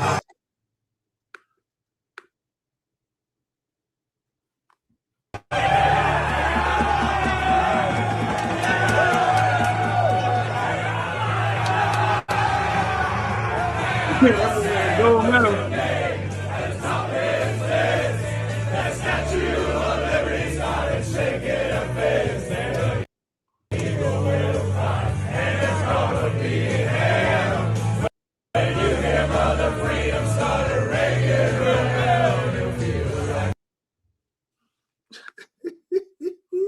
Everybody mad. I'm good with that, man. I'm good with that, bro. That's okay. I'm all right with that. They want Cash Patel. They want Cash Patel to go up in there being like this here with his suit on, looking tight ass and shit like this here. This man, hey, these people ain't we won a gold medal in hockey and God assisted miracle on ice. We just win the I would have been mad at him if he'd have went up in there tight ass. Look at that. Take your ass home. Why the hell you been in there? That man ain't got no bill. Let's go. But then he could do that because he was Donald Trump. They put a gold medal on that boy's neck. That boy had a gold medal on his neck, man. Let's go, man. Whatever. Hey, man. Look, Streeter. It is amazing some of the stuff going on in the here, man. I mean, we're canceling people. Luke, how did you feel about Michael Vick being rated the number 52 greatest quarterback of all times in NFL? Horrible. I want to know who the 51 people ahead of him. Horrible. You don't want to know. We went through the whole list the other day. You don't want to know. I want to know the start from 51 and go up. We went from 51 and went down. Cam Newton was like 42. Man, they had oh man, it was crazy. They probably had Willie Hush Puppy up there. Right? I mean, who? Willie Hush Puppy. Bro, everybody was in front of him. Hold on, where was Lane Kiffin on the list? Ben Roethlisberger. Lane Kiffin wasn't on there. Not in front of him. Big Ben was in front of him. Big Ben Big Ben played for a long time. He threw for a lot of yards. Brady was one, but the guy who Brady took over for was in front of him. Really? Yeah. They had So was Bob Greasy ahead of him? I didn't see Dan Fouts was ahead of him. Bro, Dan everybody Marino was ahead of him. Dan Marino was ahead of him. Dan Fouts was ahead of him. Dan Marino never won a Super Bowl. No, he didn't. He didn't. It was all done by accolades. It was all accolades. Terry Bradshaw was ahead of him. Joe Namath was ahead of him. This man who revolutionized the game. I mean, I no disrespect to Joe Gilliam. Hold on. We got royalty in here. This is royalty right here. That's Joe Bullitt. That is the voice of the Rattlers. You know, there's two voices in the state of Florida. There's Wilcox. It will be third down. And then there's Joe Bullitt, the voice of the Rattlers. He's in the building. Shouts out to Joe Bullitt. I love that guy. Joe Bullitt will call me up and check on me. Joe Bullitt. I'll be telling stories on here, Joe, just so you know. I'm not going to tell the story about me and you in Palm Springs. There are some stories I don't tell, Joe. Why are you laughing, Streeter? Man, we'll tell it now. You done brought it up. Well, you know, there was such a thing back in the days where they would have music conventions. Jack the Rapper, this, South by Southwest, and all these type of conventions. And so me and Joe, there was a convention in Palm Springs, and me and Joe always end up together some kind of way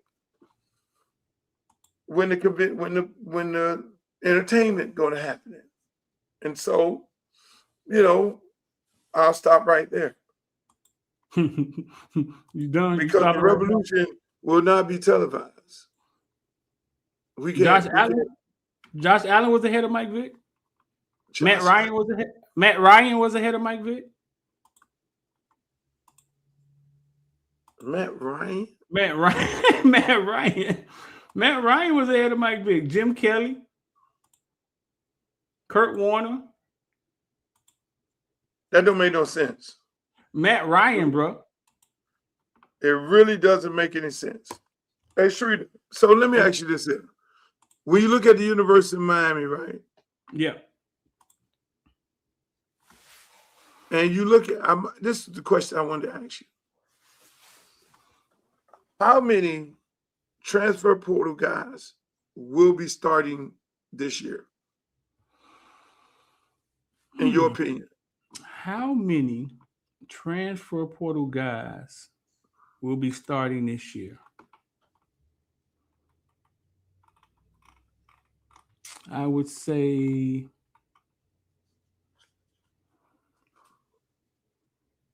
if I had to take a guess, 5.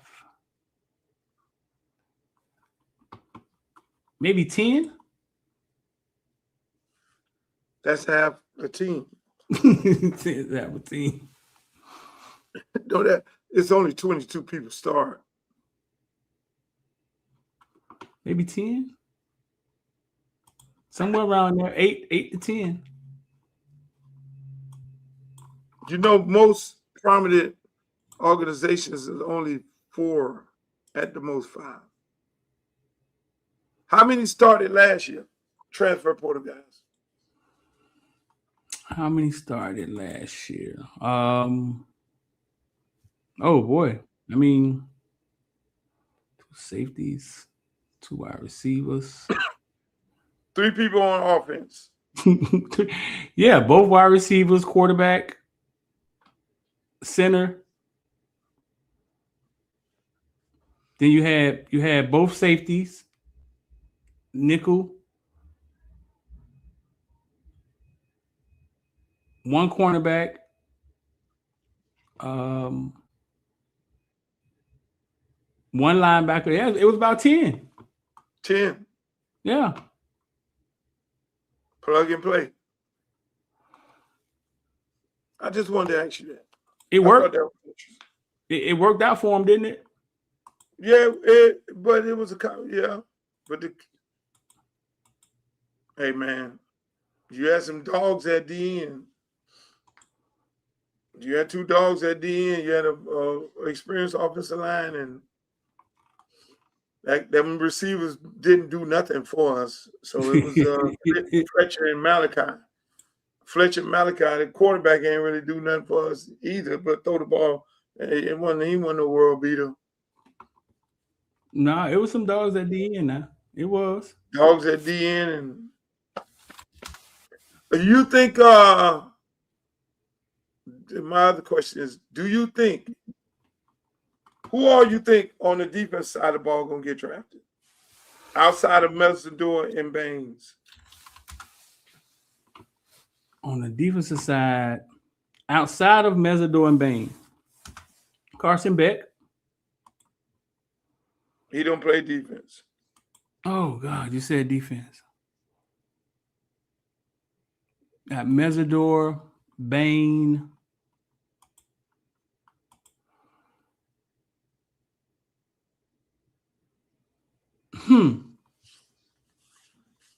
Man, I think Keontae Scott. This Monday, you moving slow today. Keontae Scott will get drafted. It ain't. It's not. You got Mesador. You took Mesador and Bain off the board. I mean, Keontae Scott to get drafted. I had to make it. Who all going to get drafted from the offense? Beck. You think Beck gonna get drafted? Yeah. They had Beck top 100 quarterback since 2000, number 86. Beck will get drafted. What you thinking?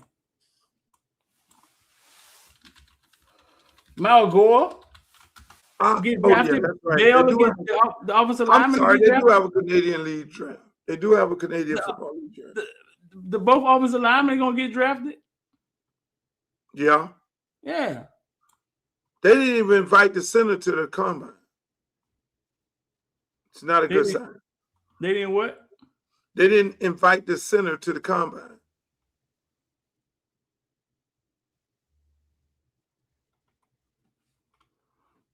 No.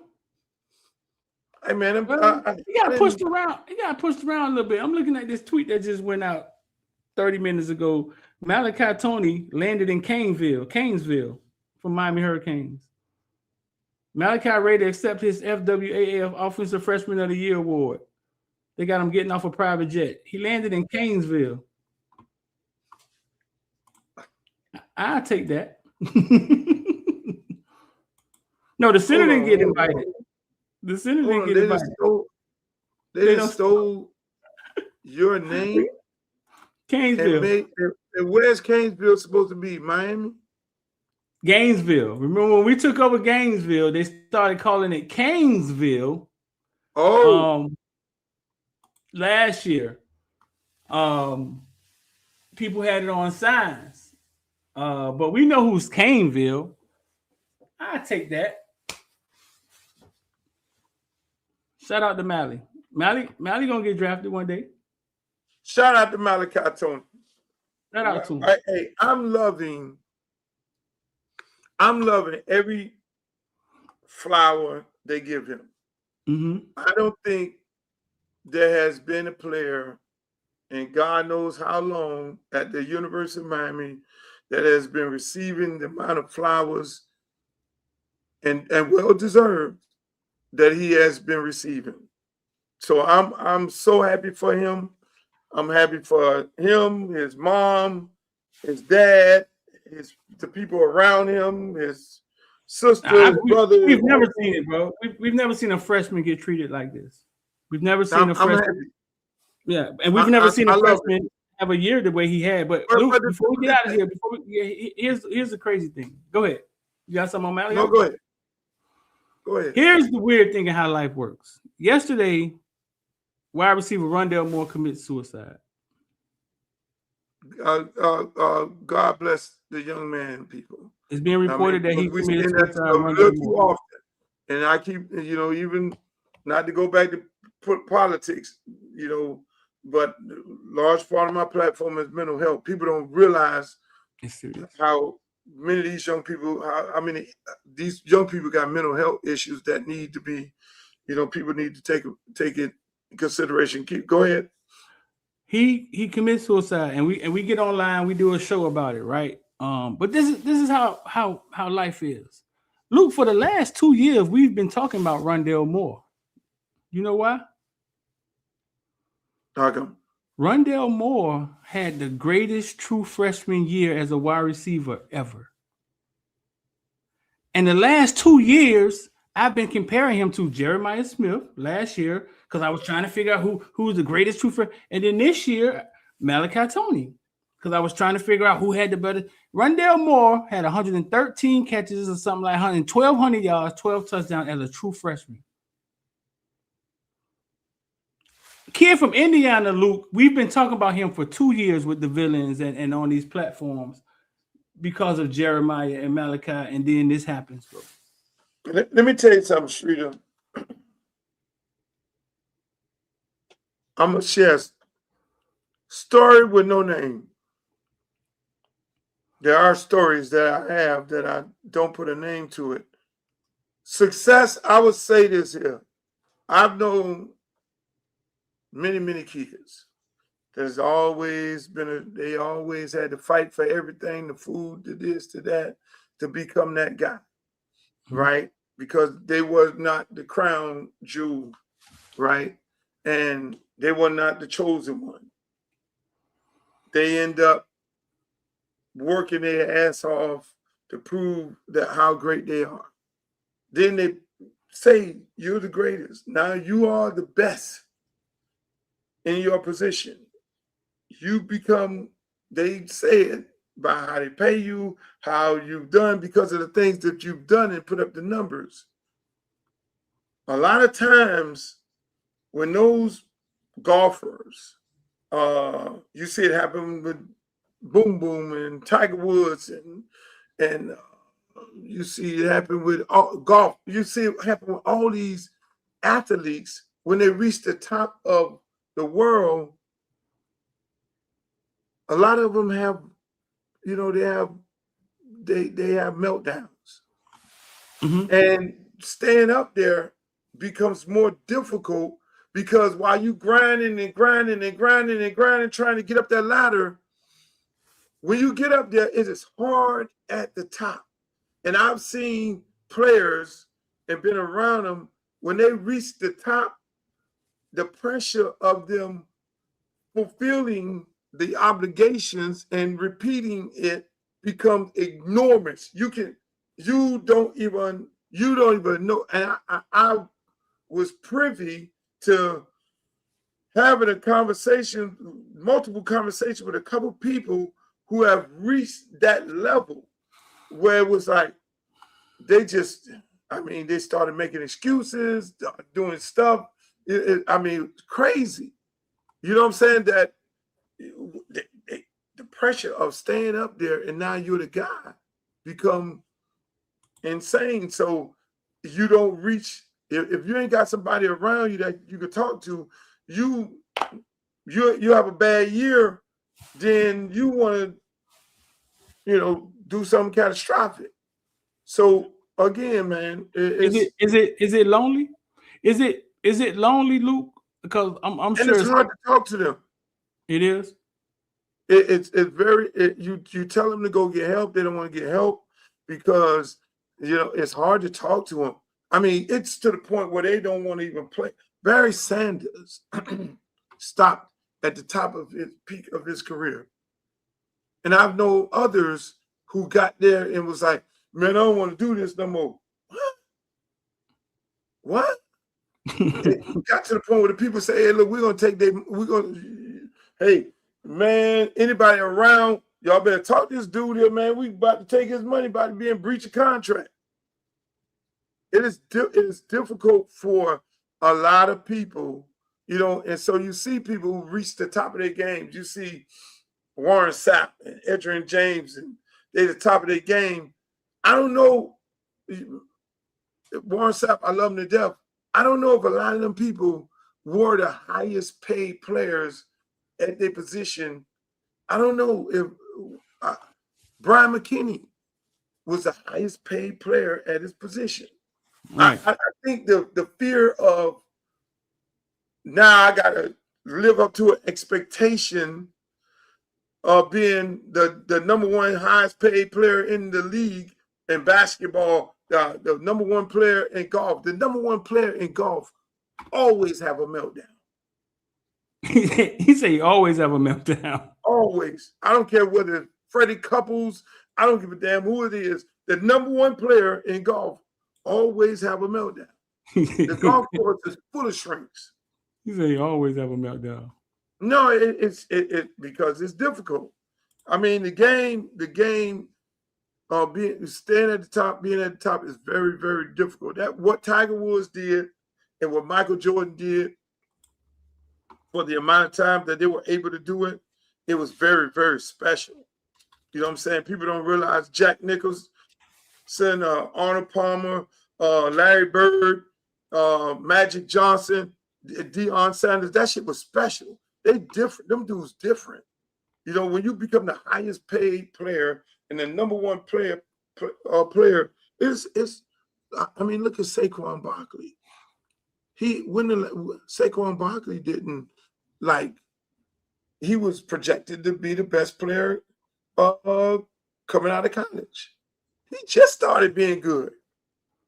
Look at the other boy played for the Rams. He was the number one running back that got picked and top paid. That boy never panned out to be not that good, just mediocre, average. But yeah, man, I had a great time today. I want to show you some of my artwork. I want to see which one you like. Tell me the artwork you like. You like this? Oh, What well, you I think? thought you put it as an album I know cover. you moving slow today. You and everybody in the chat. People in the chat, tell me, do you like this artwork here? Should this artwork be the artwork of the campaign? No, that's great. You got some options, or that's the only one? I'm gonna give you options. You like that? I like that. Okay. What about this?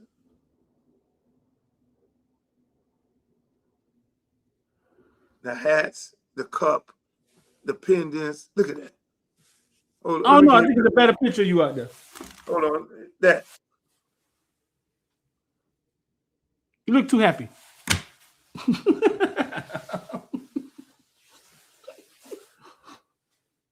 What do people say? The first like one. A farmer. Glow said the first one. Come on, people in the chat, help me out. So y'all like this one here? I like that. Come on, Cynthia Thomas. You like this? Luther Campbell, Democrat. The explicit truth. I like that. You like that? You can see that as a yard sign. Hold on, man. Hold on. I think it's unique. I think the other one puts you. I think the other one puts you right in the arena with everybody else. So this okay. So that you're saying this separates me. Yeah, that's me. I don't think you want to be in arena with them. I mean, like, we've seen that play over and over and over again. We've seen it over and over again.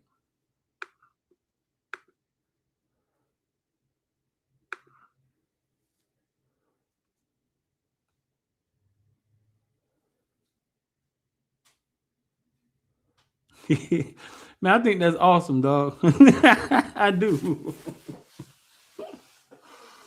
I think that's awesome, dog. Cynthia said no. She said it looks like a warning. It is a warning. He may tell the explicit truth. It is a warning. Well, on Wednesday, I'm gonna show y'all some more artwork, and y'all gotta make a decision.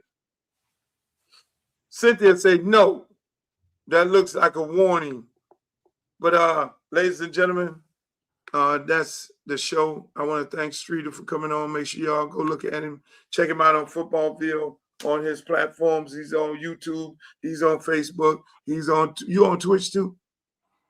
I'm on YouTube. I'm on everything, man. He's TikTok. on YouTube, Facebook, Twitch, Instagram. I check him out on Instagram, and he's also on TikTok. So make sure y'all check him out over there. Thank you, Streeter. You have a great rest of the day.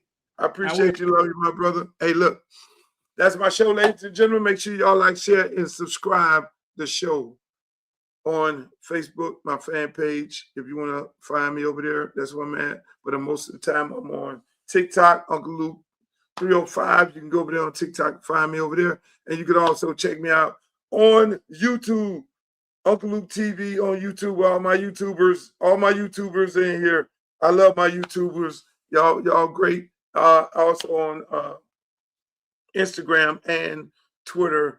Instagram and Twitter. That's Uncle Luke Real One. Make sure y'all check me out. Again, listen, ladies and gentlemen, on March 2nd, write this date down. We're going to have the launch of my campaign. The official launch date is March 2nd.